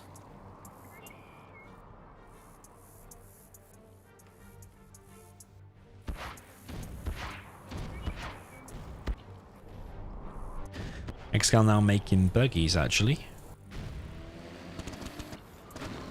Here comes a potential TNT from ViViD.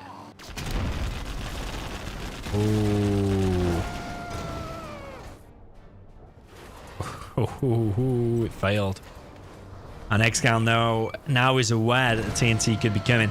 I think there was subtle little things there from ViViD. So he sent his RPGs forward to distract ExCaL, like his worker was getting attacked. That will send ExCaL a notification. Okay, your base is under attack or your worker is under attack. And then he went in for the TNT. So a little subtle thing there that probably not a lot of people realize, but it was actually really smart there from ViViD. But the not smart thing was bunching up your terrorists and actually leads to a failed TNT.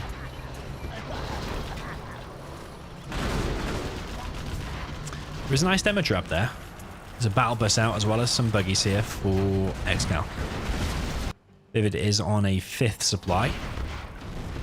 And this battle bus is going to trap all of these scorpions behind this supply. It's going to keep ExCaL occupied while ViViD can then transfer and do something else. He can get himself a palace.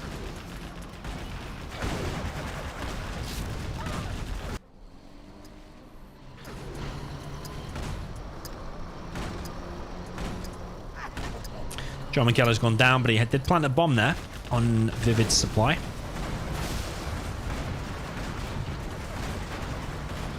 ExCaL gained some scrap on his burst. I think it gives you like 10% extra armor for every level you get.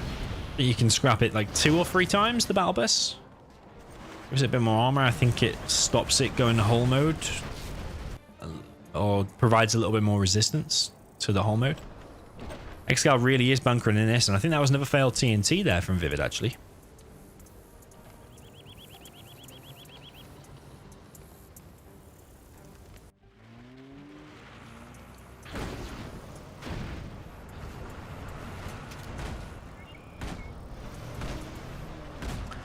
Yo, Brandon, welcome. Albus finally takes out the Scorpion.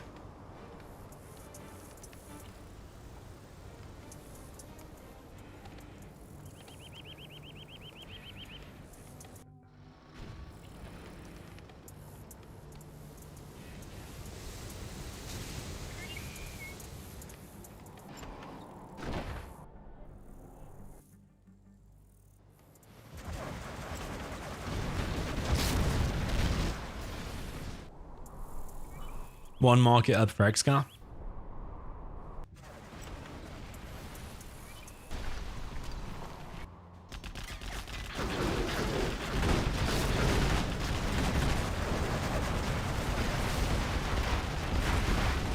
Another wave of Scorpions coming in. That battle bus is going to go hull moded very, very soon. You notice it goes down to 50% HP and then it pretty much goes hull moded straight away.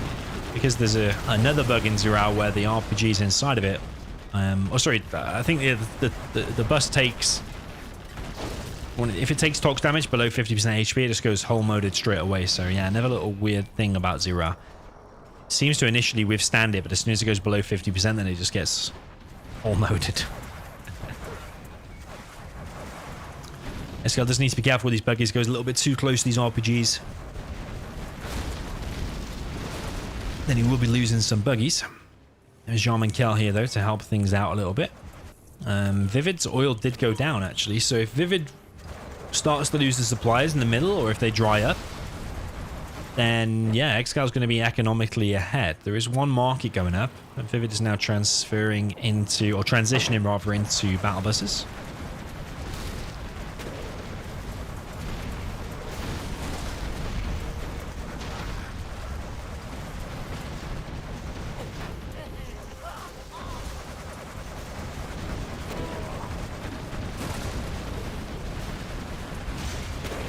Yeah, it looks like ExCaL is taking control of this now with ViViD off these two supplies here.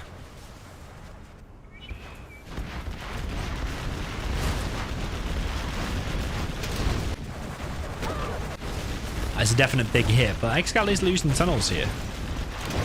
Not sure how fully loaded that bunker is. I would imagine quite a lot. It's got one rebel in there. So a bit of a trade-off in terms of land here. ViViD losing 2 supplies, but ExCaL potentially going to lose this 1 oil. ExCaL does have level 3 now, so you could have Demo Rebel Ambush. And that is going to be used to kill the battle bus, and one-shots the battle bus, actually.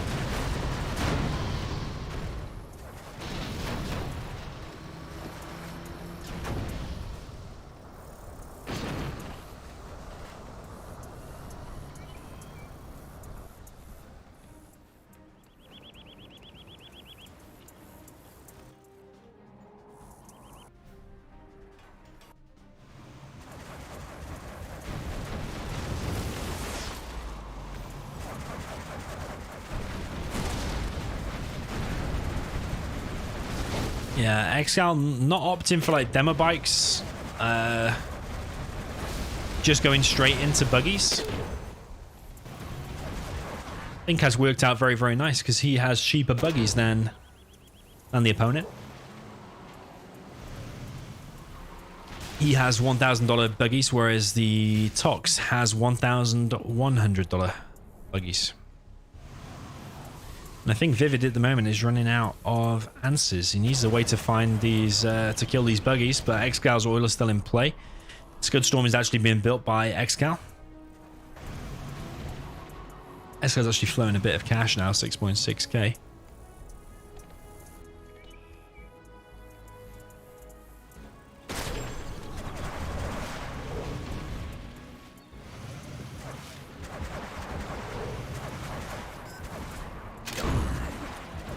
Shaman Kel gets killed by a worker that detonates herself. Interesting. Interesting stuff. Yeah, I think ViViD had a really strong start in this set, but we are now seeing him start to fade a bit. Or is it just that ExCal's just playing even better? I think he is playing very, very good here as the demo. He is supposed to lose this one, I think. With Tox being stronger.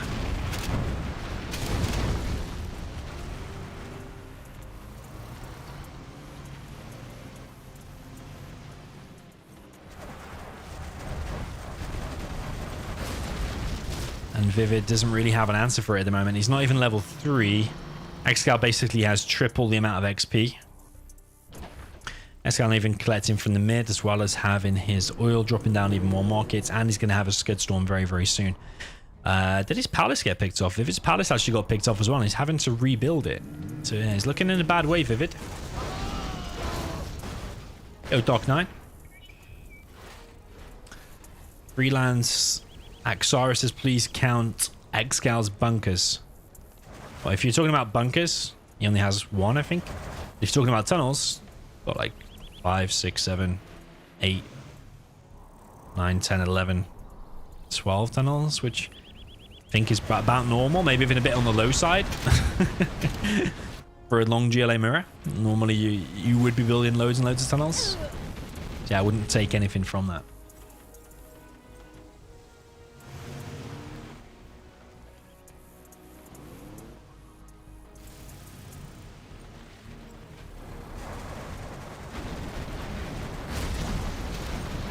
Here comes the Rebel Ambush. Only kills like 3 buggies at the very maximum though. And then does go down, and ExCal's making some bounty money back with all the crushers and the extra kills there. Arms dealer there is going to go down as well, giving him more veterancy here. But ViViD has switched into his own buggies now.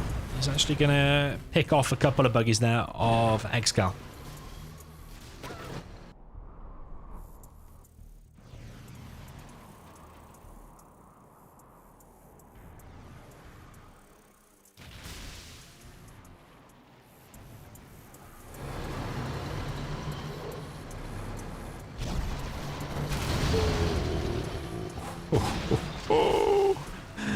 That's very, very painful.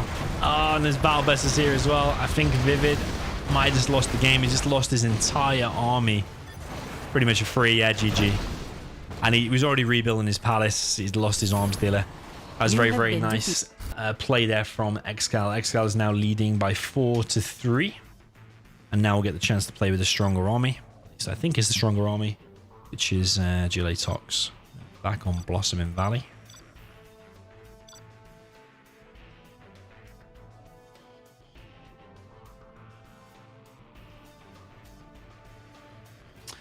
Blossoming Valley.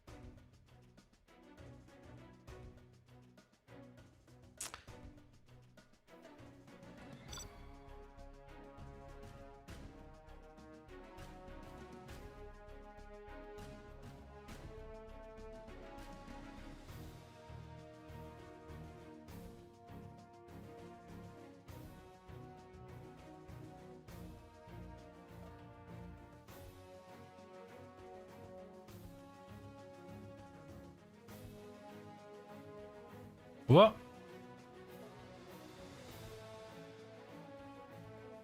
I wasted. Oh.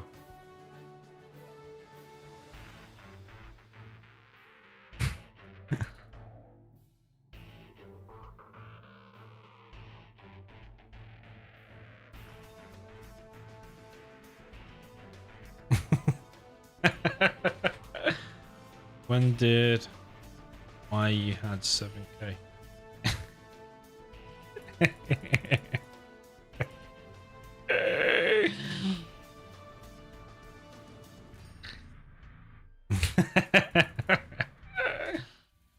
Yeah, I had limit super weapons. Only wanted to make 2 scuds. Luckily, oh shit, I need to take observer as well. Luckily, it didn't make a difference. Yeah, I had super weapon limit on. Did I press it by mistake or did I just have it on from last night? Okay, we've got DoMiNaToR for ExCaL now down in the south with the purple color. Up in the north, we've got Demolition for ViViD with the green. So yeah, when I said ExCaL was floating like 7k or whatever, he must be trying to drop down a second scud.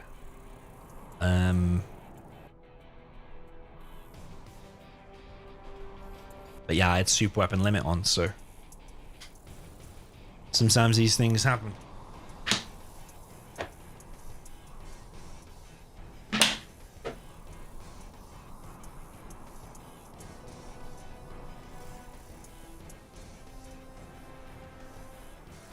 Okay, so ExCaL going for 2 supplies, just the same as ViViD did before. ViViD is going for 2 supplies, but ExCaL in the previous game did go for 3. So it's going to be the same economy versus same economy. What will he be able to get done?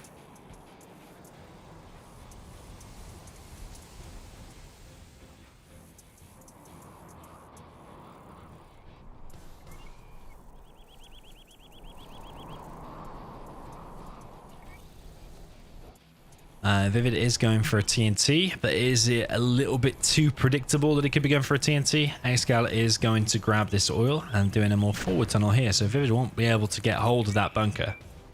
ExCaL might actually be able to get hold of that bunker.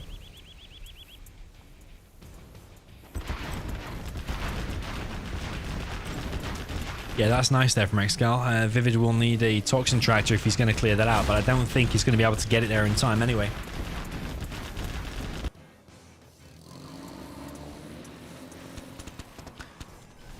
ViViD sending one technical around the map, just denies a worker there. It's going to be the second one is going to be the one to do a TNT.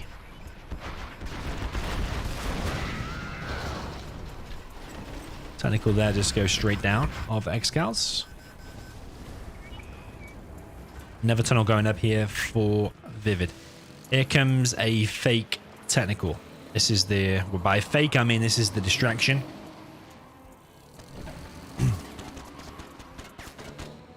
And here comes the real McCoy, but it's going to be intercepted by a terrorist of ExCaL. Of course it is. And the ExCaL is now there with his own tentacles, and this is all going to go down. He kills the barracks, but he's not killed the supply past that damage state. So yeah, that's a very bad start there for ViViD, and ExCaL is now already getting himself a third supply, and he's capturing ViViD's supply, ViViD's oil.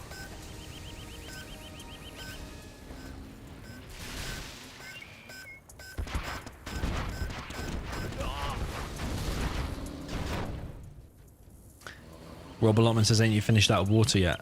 To be honest, this is the second bottle, but I haven't finished the second bottle.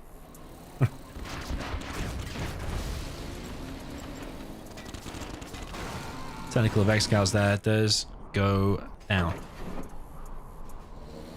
ViViD is quite a bit behind. He's lost control of the oils. ExCaL has captured one and in a state to capture the next one.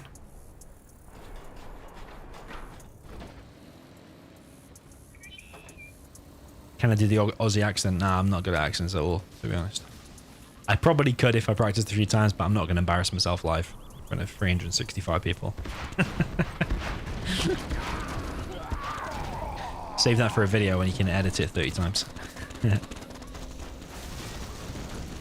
Oh, ViViD. Okay, that's pretty good, actually. Pretty good. He's going to get himself a super tech. Manages to TNT the tunnel by distracting the fire. That's not an easy thing to pull off by any means, especially against ExCaL. It's not anything easy to pull off. ViViD is going to get himself that super tech. He does have a vet 2 as well, so it is going to auto heal.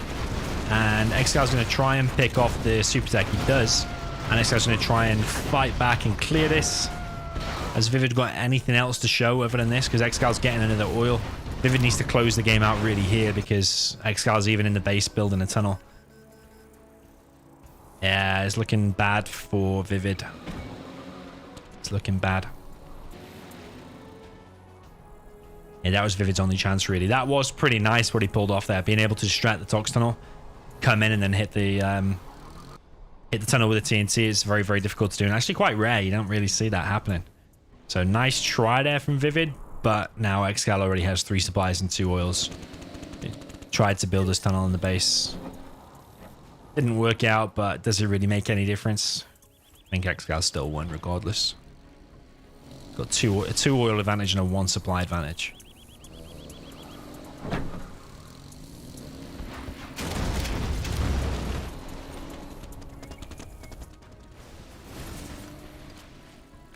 Yeah, this is going to make it 5-3. ExCaL is dropping down this additional supply. He has 3 arms dealers now, so it's going to start a massive RPG and Scorpion push. This tunnel here is in danger of going down.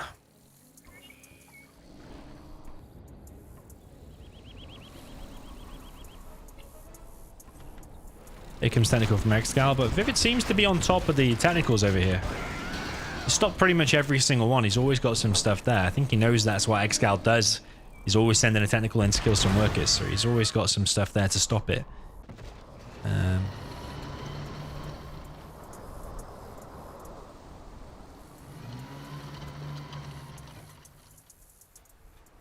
Never supply for ExCaL. He's got so many Scorpions though. He's got a 4th war factory actually, ExCaL. Yeah. I hate to say it in the grand finals, but I think this is just a waste of time now. I can't see any way ViVid's going to come back. His best chance was that funky little attack that he did, but even that eventually got stopped. But ExCaL's economy now is just too great. I think we're actually just seconds away from a GG here from ViViD. ExCaL just needs to push all his Scorpions, and that is it.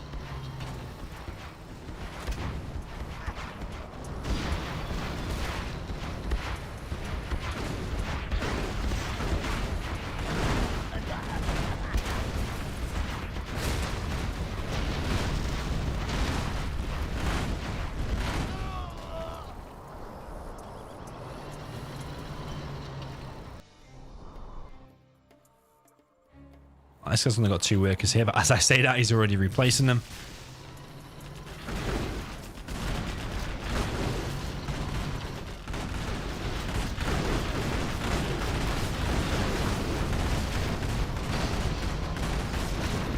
ExCal now pushing in the base. Yeah, this is a waste of time now. I'm surprised ViViD's even still in the game. Yeah, GG. Well played to ExCal. 5-3 is the score. So yeah, ViViD started with a 3-1 lead, remember, and now he's 5-3 down. So yeah, the momentum has swung.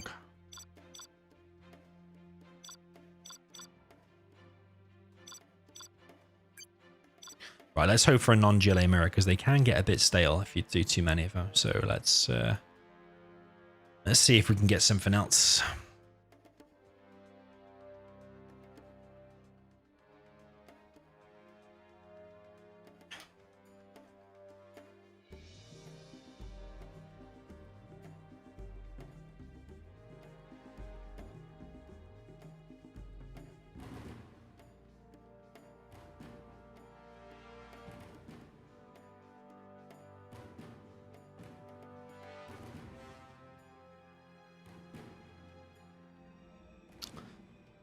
Okay, what map are we going to see next?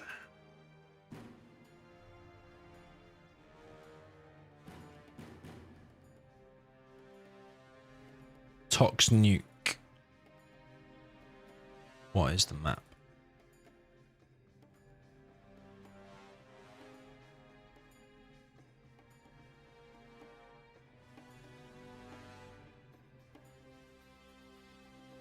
Menard's Desert, Dralim Desert, I believe.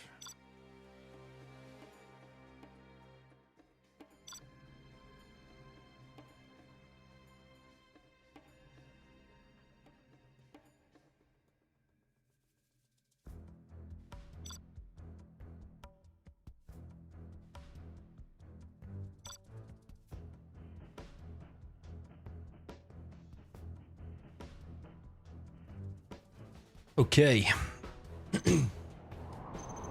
So top right position, we have ExCaL with the purple GLA Tox. Main Tox for the second time in a row. Down to the bottom left, we have ViViD with the green China Nuke.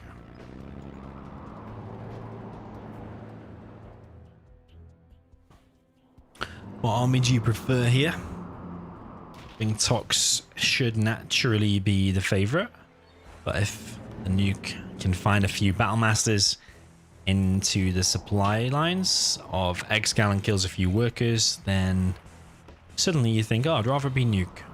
But the question is, yeah, can he get those Battle Masters in the supply lines or not?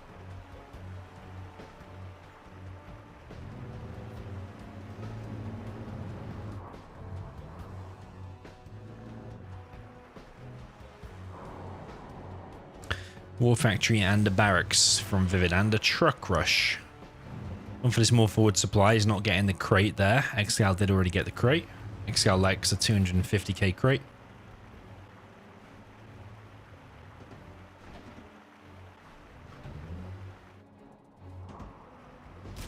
ViViD's messed up his trucks a little bit here. Truck rush is not really going to find anything. Might be able to find something back here, but it's already taken a little bit of damage, and there's going to be a technical out any second now. And then that's just going to give away some free veterancy to that technical. Stinger Sight is actually going up here for ViViD. Sorry, for ExCaL. He's actually expecting a Helix, I think. Because he's seen this barrack, seen a bunker, he's actually expecting there could be a Helix.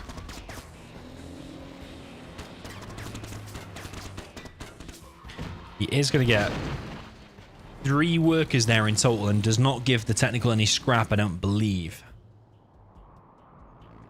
Another supply has gone up there for ViViD. This terrorist seems to be just wandering around. Is the Battlemaster going to go and intercept it? Terrorist is just chilling there at the moment. That's why you have retaliation mode on, apparently. Terrorist automatically kills the Battlemaster without even doing anything about it. Yo, Marat FBI in the chat. Nice to see you too. Someone gets stopped on 100%. Behind the scenes, it's probably more like 99.97%, but you don't see the points. Sup Domi, late to the party. Looks like a good one. Yo, Towley with a massive donation. Thank you for the £37 and 6 pence. Much appreciated, yes. Welcome to the party. You are late. And it does look like a good one. You are indeed right. Haven't seen you for a while. Massive donation. Thank you very much, my man.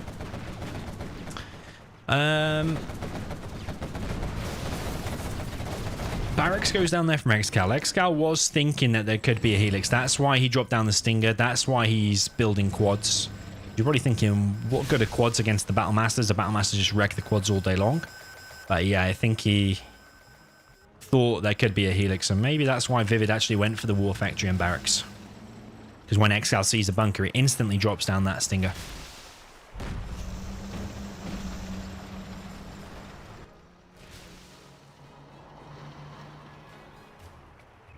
Master straight down the middle of the map now. I don't think it's going to find any way in unless it turns immediately left now and goes in that one. If he tries to go straight, I think it's going to get stopped. So it is going to go left and going to go and find that one. But ExCal's already found himself one oil. ViViD is on 4 supplies. RPG there gets run over, and actually ExCaL is after the dozer hunt. Of course he is. Is ExCaL. He's the king of the dozer hunt. And one dozer has already been picked off, and ExCaL might have a feeling where the other one is. Here's a Battle Master as well. It's going to go down to this RPG.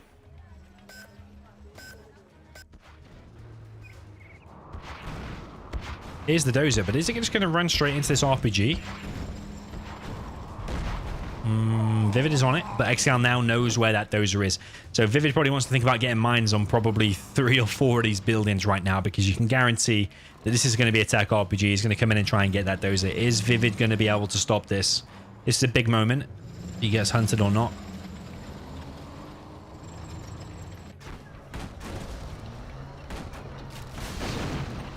Flamer there gets denied. ExCal's now on 2 oils. Tech RPG is going to find some trucks. One truck here might go down, but I think all of these RPGs are going to go down as well. 2 trucks did go down in the end, so it's still slowing ViViD down, but he did lose all of his RPGs on the technical as well. But he's delaying ViViD from stopping the oils. But saying that, this oil here is still going to get stopped. Ooh, only just. Only just. So ExCal's on 2 oils. He's got the top left one and the middle one. ViViD is now on a prop, and he's hiding his dozer on the mines on this right side supply. The Scorpion here is going to pick off a few trucks. And then the Battle Master going to work his way through and try to deny this oil capture, and does deny the oil capture once again. Is ExCaL already preparing another rebel? Doesn't look like it right now.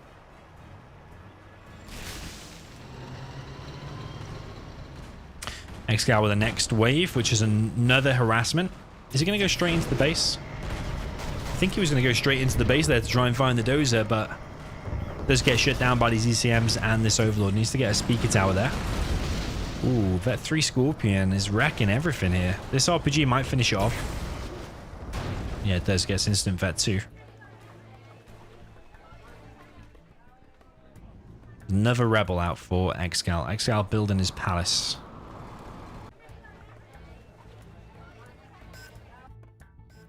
And another supply going up for ExCaL. That'll be his 3rd supply. Yo, Mrs. ExCaL, welcome to the chat.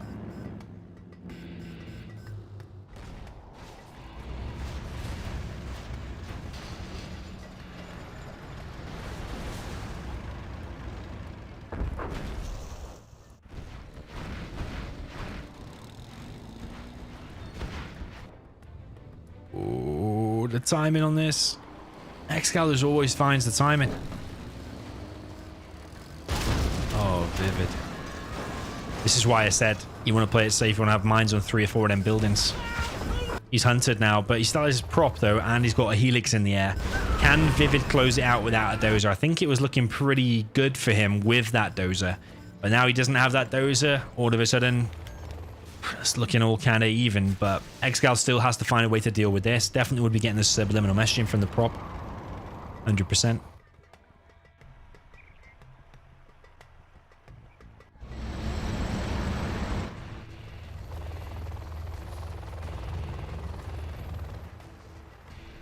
bunch of quads here from ExCaL. He's going to probably try to engage his bunker because they are bunched up though. Any damage, it will spread out, but ExCaL did spread them out just a little tiny bit. Remember, any damage he takes on these buildings now cannot be repaired. Yeah, any supplies he loses, anything like that, cannot be remade. ViViD has a Helix out of position. Oh, ViViD. I think ViViD started this series really sharp and suddenly he's slipping. A few strategic mistakes and a few just like, it's just not paying attention. His unit was made but just walked straight into some quads. But ViViD still has a beast of an army. ExCaL is getting his first battle bus.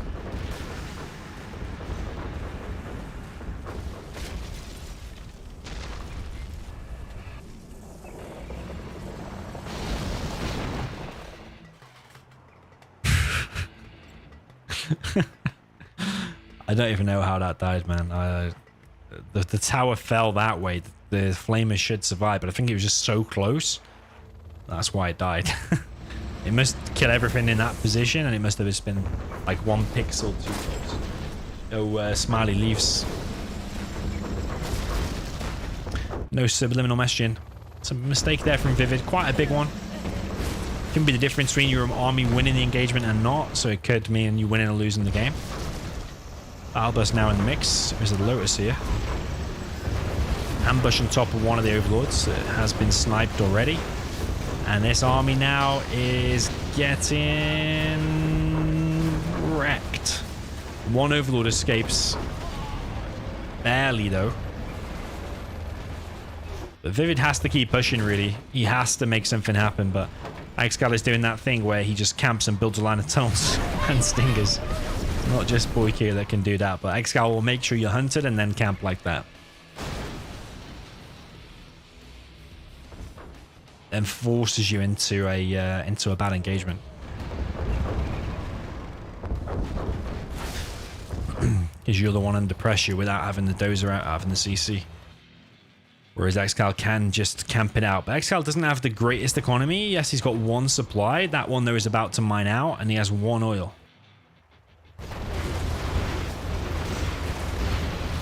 Battle bus goes down with the help of the ECM there. The battle bus wasn't able to fully damage the helixes.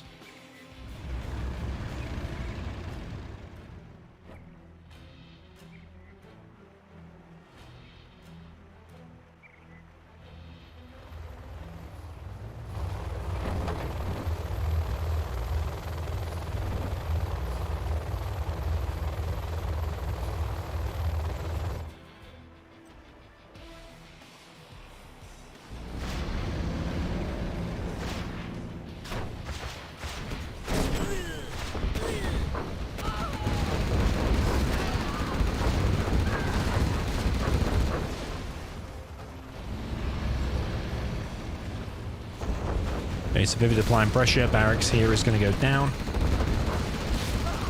A little bit of veterancy on this overlord. Helix is moving on this top left position. 1 tunnel there is going to go down.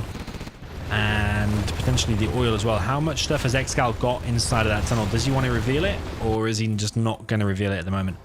What market has that gone up for ExCaL? ViViD still has a decent number of supplies. He's still got this one. He's still long distance collecting. He's got that oil.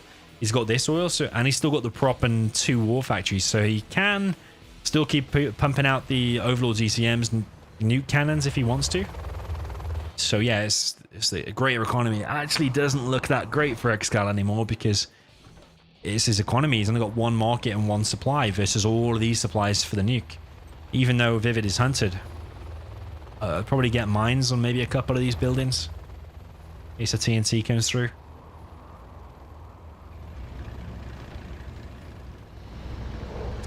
DoMiNaToR is out. ViViD's going to try and push along this right-hand side. DoMiNaToR snipes the Gatling Overlord. Battle buses coming in, squashing this army against the side.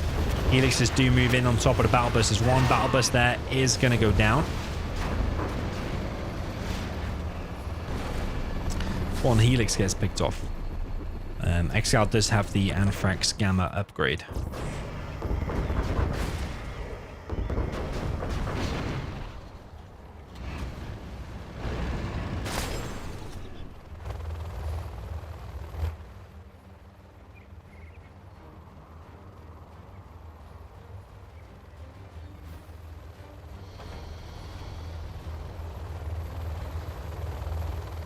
ExCal's going to try and steal this Overlord. Is he going to get it? No, he doesn't get it. Interesting situation. ExCaL has the Worker's Shoes upgrade.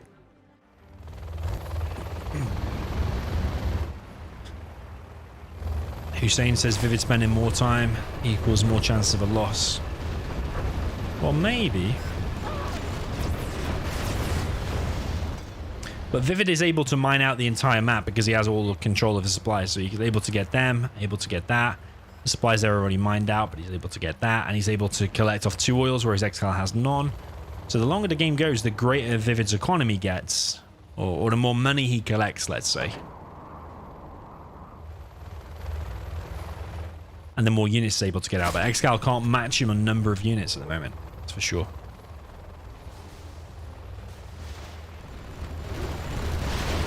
ExCaL now under pressure on this left-hand side. Battle Burst is damaging the Helixes. Helix is going to kill another Stinger Sight. Battle Burst is out once again. But is this Battle Burst going to go down? ExCaL unloads a load of RPGs. Oh, these Helix is going to go down. 2 Helixes lost. But 1 Battle Burst. Quite a few Stingers and some tunnels. I think that's a worthwhile trade, to be honest. Because ExCal's CC is now vulnerable. That's one way if ViViD could get back in the base. If he captured a... get back in the game, rather.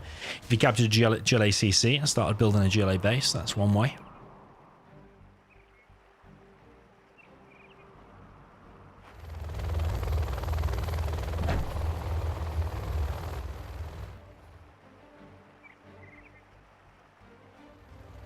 Marat FBI says no CC for ViViD. That's because he's hunted. About 10 minutes ago.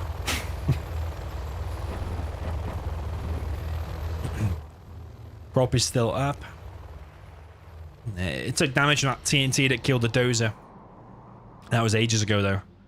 Prop has not been touched since then. ExCaL hasn't even been on that side of the map since the biggest attack he did was them 4 quads when he took down the bunker and hit this supply. Another Stinger for ExCaL. I think ExCaL is hanging on for dear life, really.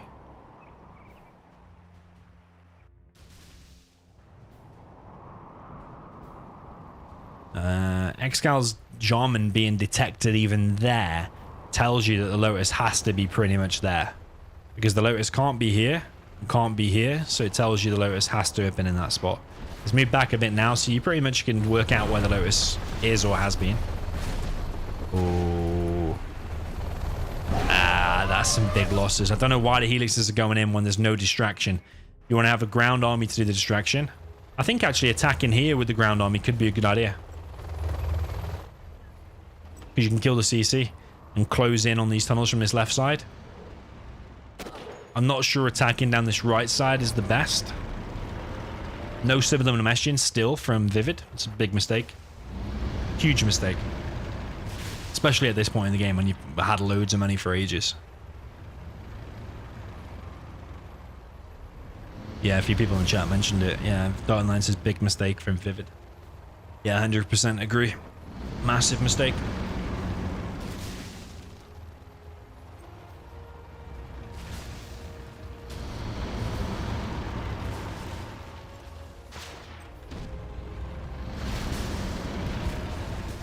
ViViD thinking about pushing in. This is what you want to do. You want to combine a Helix attack with the Overlords. Nice snipe. Takes an Overlord for himself. Battle Burst is on the quad pop here. This is a sensitive engagement here for the nuke because these Battle Bursts really do wreck everything. Helix is now moving in on top of everything. Killed the Overlord. Killing the quads. And somehow ViViD has made this work. This is what I mean. The combination attack of the Helixes. Imagine if he'd kept them 2 or 3 Helixes alive before that just died randomly. Because they went in by themselves. Is he just going to push in on top of this position? I think he is. If it's just making this happen now. But that palace is fully loaded. Jarman snipes the Overlord once again. All the Helixes have now gone down as well as the Overlord. Maybe ViViD overstayed his welcome there a little too long. ExCaL is almost level 5 now. Hell of a lot of Helixes. A hell of a lot of money lost all in that one position. But ViViD now doesn't really have a hell of a lot. He's got a couple of Gats. Troop crawlers are trying to kill the CC, but even that's been stopped. And ExCaL still has 2 Gamma buses and the Overlord. I think that fight there with the Palace and losing all them helixes, I think that sealed the deal here. I think if ViViD had held off, went back, killed the CC, and escaped with 5 or 6 helixes, I still think that was possible. But yeah, even if the subliminal meshing, if he had that, that could have changed the whole dynamic. He could have saved 2 or 3 more overlords there, or 2 or 3 more ECMs, and that could have made all the difference in that big fight there. But not get subliminal meshed in at this late stage in the game in this situation, yeah, it's a huge mistake. ViViD also could have made long-range units like new cannons, Infernos. Yeah, Cyrus D said in the chat. Yeah, a couple of Infernos, because they're fast moving. You would be able to clear them, and you'd be forcing ExCaL into an engagement. But yeah, ViViD just stuck with the trusty Overlord ECM and the helixes. But I can't see any way he's going to be able to win now, because ExCal's even got 3 black markets. He's approaching level 5. When he gets level 5, that's 100% over. You got to think about all the veterans. See them RPGs gained inside of the battle buses from killing all them helixes. There's going to be a few vet 2 RPGs in there, which makes the battle buses even stronger. Helix moving in. He does get it, actually. Okay, let's kill the quads.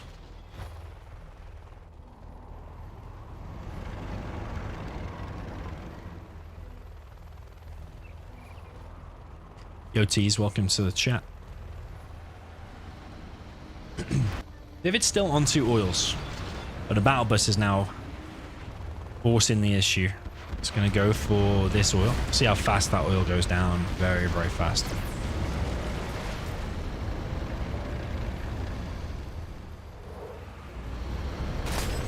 Overlord gets sniped, and anything ViViD has got now will probably die just to the battle buses. Yeah. One battle bus goes down, but is it going to make any difference? Nah, I don't think so.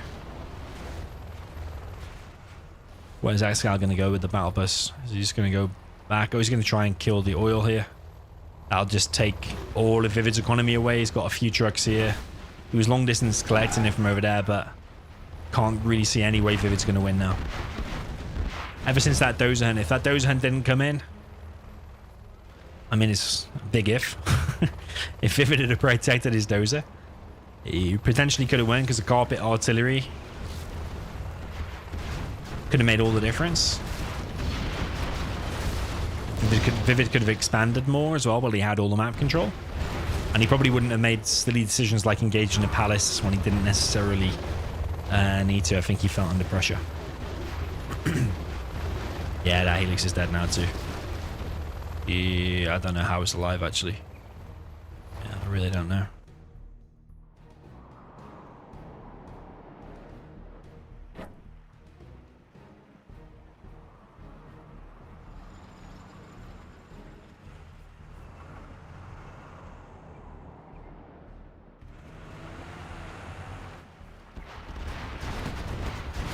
ExCal's very close to level 5. He needs like 2 more kills and he's got it. There's one. GG from ViViD. GG. Well played. 6-3 for ExCaL. He just needs 1 more and then he has won this best of 13 of this Champions League tournament.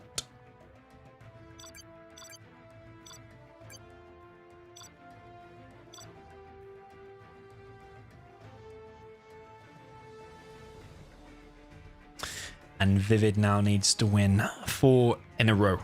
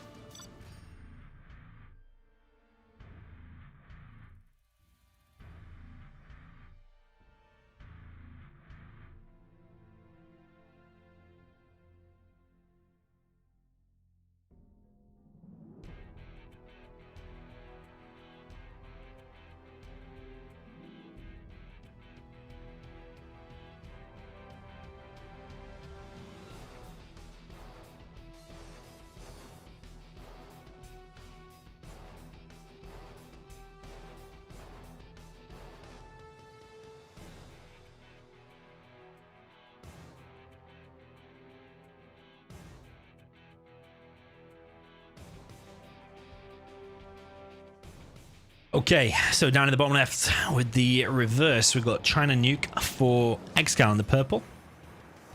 We're on Dranin Desert, so map partly made by Millard, I think.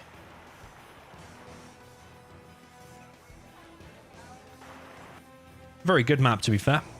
Love playing on it, nice textures. Not sure who else made this map. Is it Queen Muff and Spalding helped towards this map as well? I'm not 100% sure. We've got ViViD up in the top right with the Gile Tox in the green. I like his boxing strategy, or it's not going to hinder the workers too much in terms of their collection rate.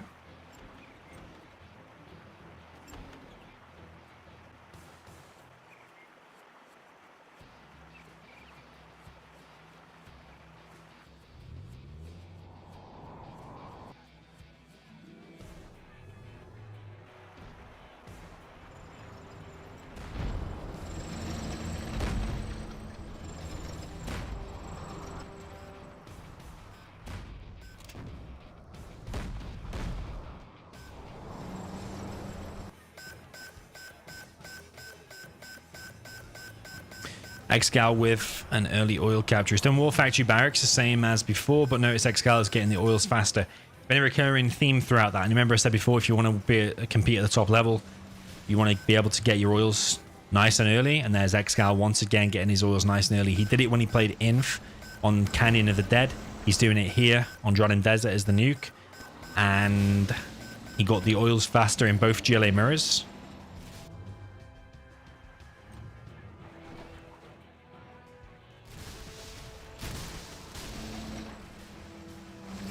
Keeping him busy with the Battle Masters, meanwhile getting the oils. Very, very nice tactic. So far he's only got one, and ViViD is there to deny the other one.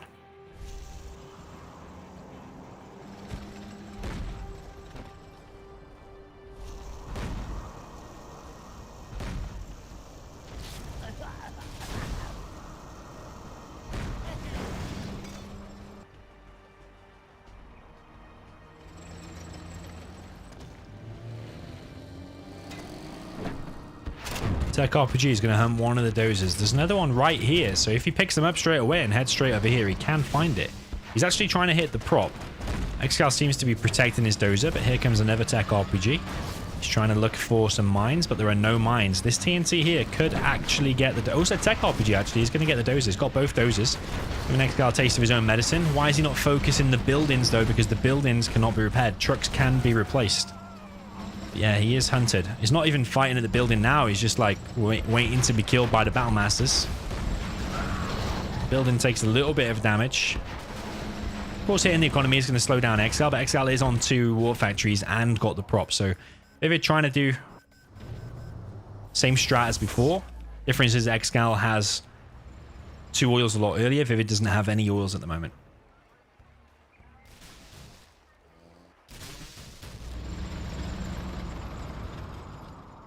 Oh, Spalding makes a good point. Dranin Desert is a Millard Desert backwards. Ah, I never thought of that. That's cool. Right, what's Dominator backwards? I'm going to make a map.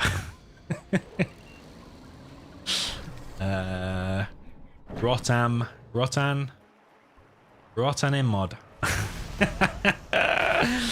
Rotan Immod Lagoon. Something like that, I'm going to make it. Yeah, Dranin Desert. I like that. That's very intelligent of Millard.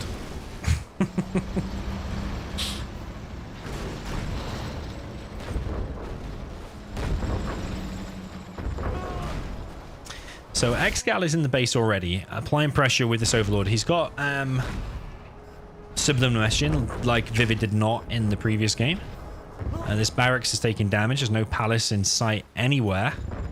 The TNT being loaded up here by ViViD, which could come from the back here and kill this Overlord. 1 ECM has gone down. That could be pivotal, actually, in terms of taking down this Overlord. ExCaL behind this has got 4K. Got 1 more Overlord.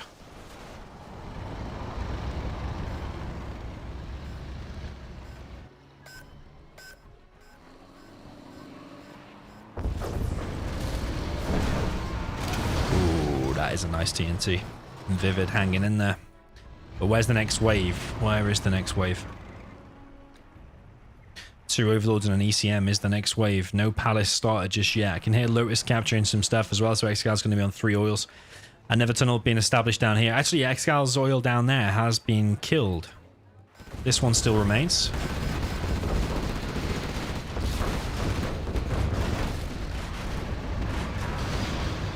One Overlord does get picked off. ViViD with a nice hold. Very, very nice hold once again. ExCaL, does he want to build up his army a little bit more? Like get between 3 and 5 Overlords and a couple of ECMs and then push? Because when he attacks with just 1 or 2, they seem to be not that strong. Or should the micro on the ECM just have been a little bit better there?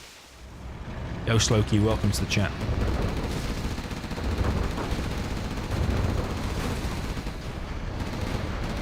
Titus in the chat says, has ExCaL ever lost a league fight? I don't think he's lost any matches or any sets to someone in this tournament, if that's what you mean. So ExCaL now in the base with 3 Overlords. Well, 1 didn't work, 2 didn't work, so now he's in with 3. Let's see if that works. But he is going back, though. He's killed that tunnel.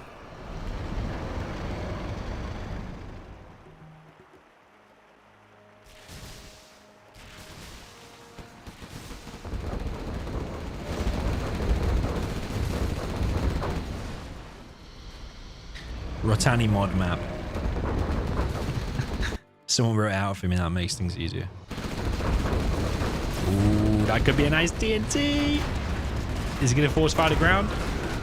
Kills 1 Overlord. The ECM has been separated. But these TNTs are expensive though, because they're like, what, $1,500 a piece? And he only killed 1 Overlord, 2,000 Overlord, but he's on double War Factory, so he's able to keep pumping them out. And ExCaL's on a decent amount of oils as well, so he can keep making these Overlords. I think this is the end here for ViViD. He's chopping down more tunnels in a bit of a desperation move. He's got a couple of, a few Scorpions, RPGs. ExCaL once again with a bad ECM micro. I think he wasn't looking there. Loses 1 Overlord.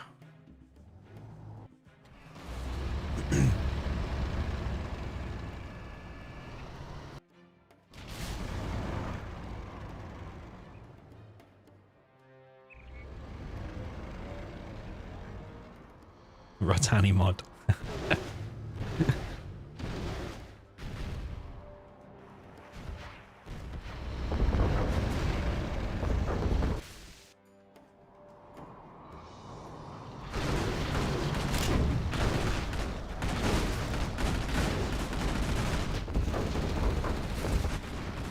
So ViViD now going for a bit of a base trade. ExCaL does have a lot of tank hunters out. ViViD is going to step on a bunch of mines. Doesn't lose any Scorpions, weirdly, so far, though.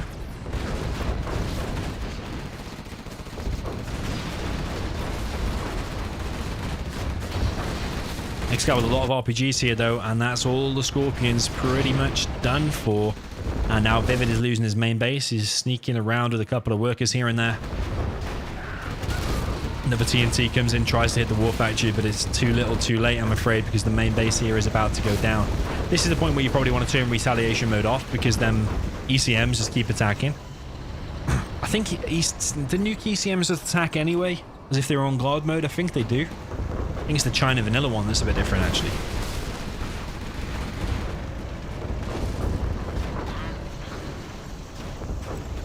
Yeah, people in chat saying ExCaL's won. I think he has. ViViD really did give it a good go and he started strong here. You can't just have a good start against ExCaL. You've got to have a strong start, good mid, and a good late game. And by late game, I mean deeper into the games, deeper into the set. But unfortunately here for ViViD, his TNT there has also failed. ViViD is hanging in there just by this little corner of the map. He's getting an extra supply here. Did take out 1 War Factory, but the prop and the other War Factory still exist.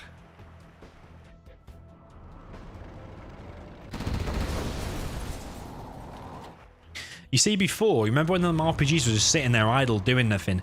Imagine if they had started targeting the War Factory straight away. That could be the War Factory dead now. That little things like that can make all the difference. Yeah, ExCaL moving this ECM around. Meanwhile, that Scorpion there was laid low. That's very, very nice. Some people will just keep all the ECMs always moving around, but he locked on with one and then just moved the other one. Very, very nice. There is no Gamma upgrade here for ViViD because he didn't have the Palace. So all round, the thing that won ExCaL this game was the same build order, War Factory Barracks, but he didn't do the forward supply.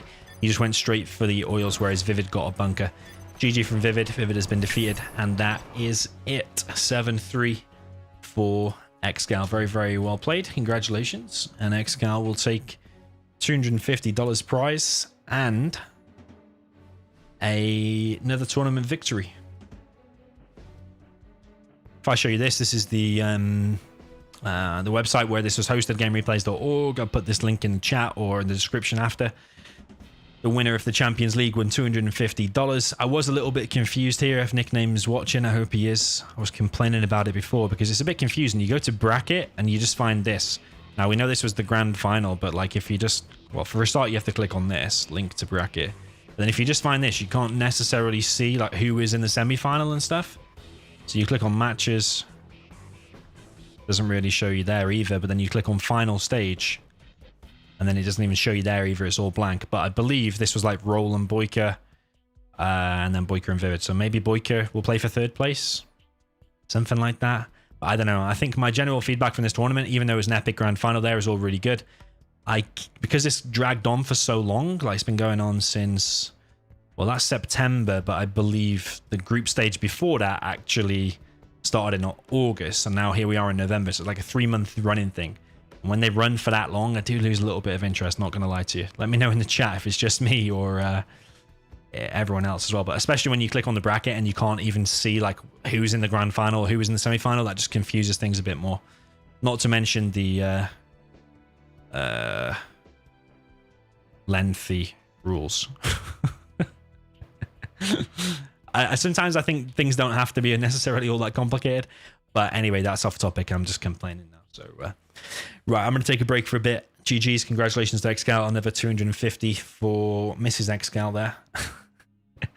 Well played, congrats. Congratulations to ViViD on second place, but sadly didn't do enough here to take down ExCaL. I think some tips for ViViD, maybe mental weakness against ExCaL, probably has a lot of people, and maybe getting the oils sooner, because there was a recurring theme throughout a lot of those games that ExCaL would always be the first one getting the oils, whereas ViViD pretty much never got the oils. There's a few games where he did get the oils, but it was always behind ExCaL if he did. So yeah, I think if you're going to compete at top level, think about oil builds when you get in the oils early on. That will probably win you a few more games at the top level. So I'm going to take a break now. GG's, and yeah, good evening. Good evening to you. See you later, and GG.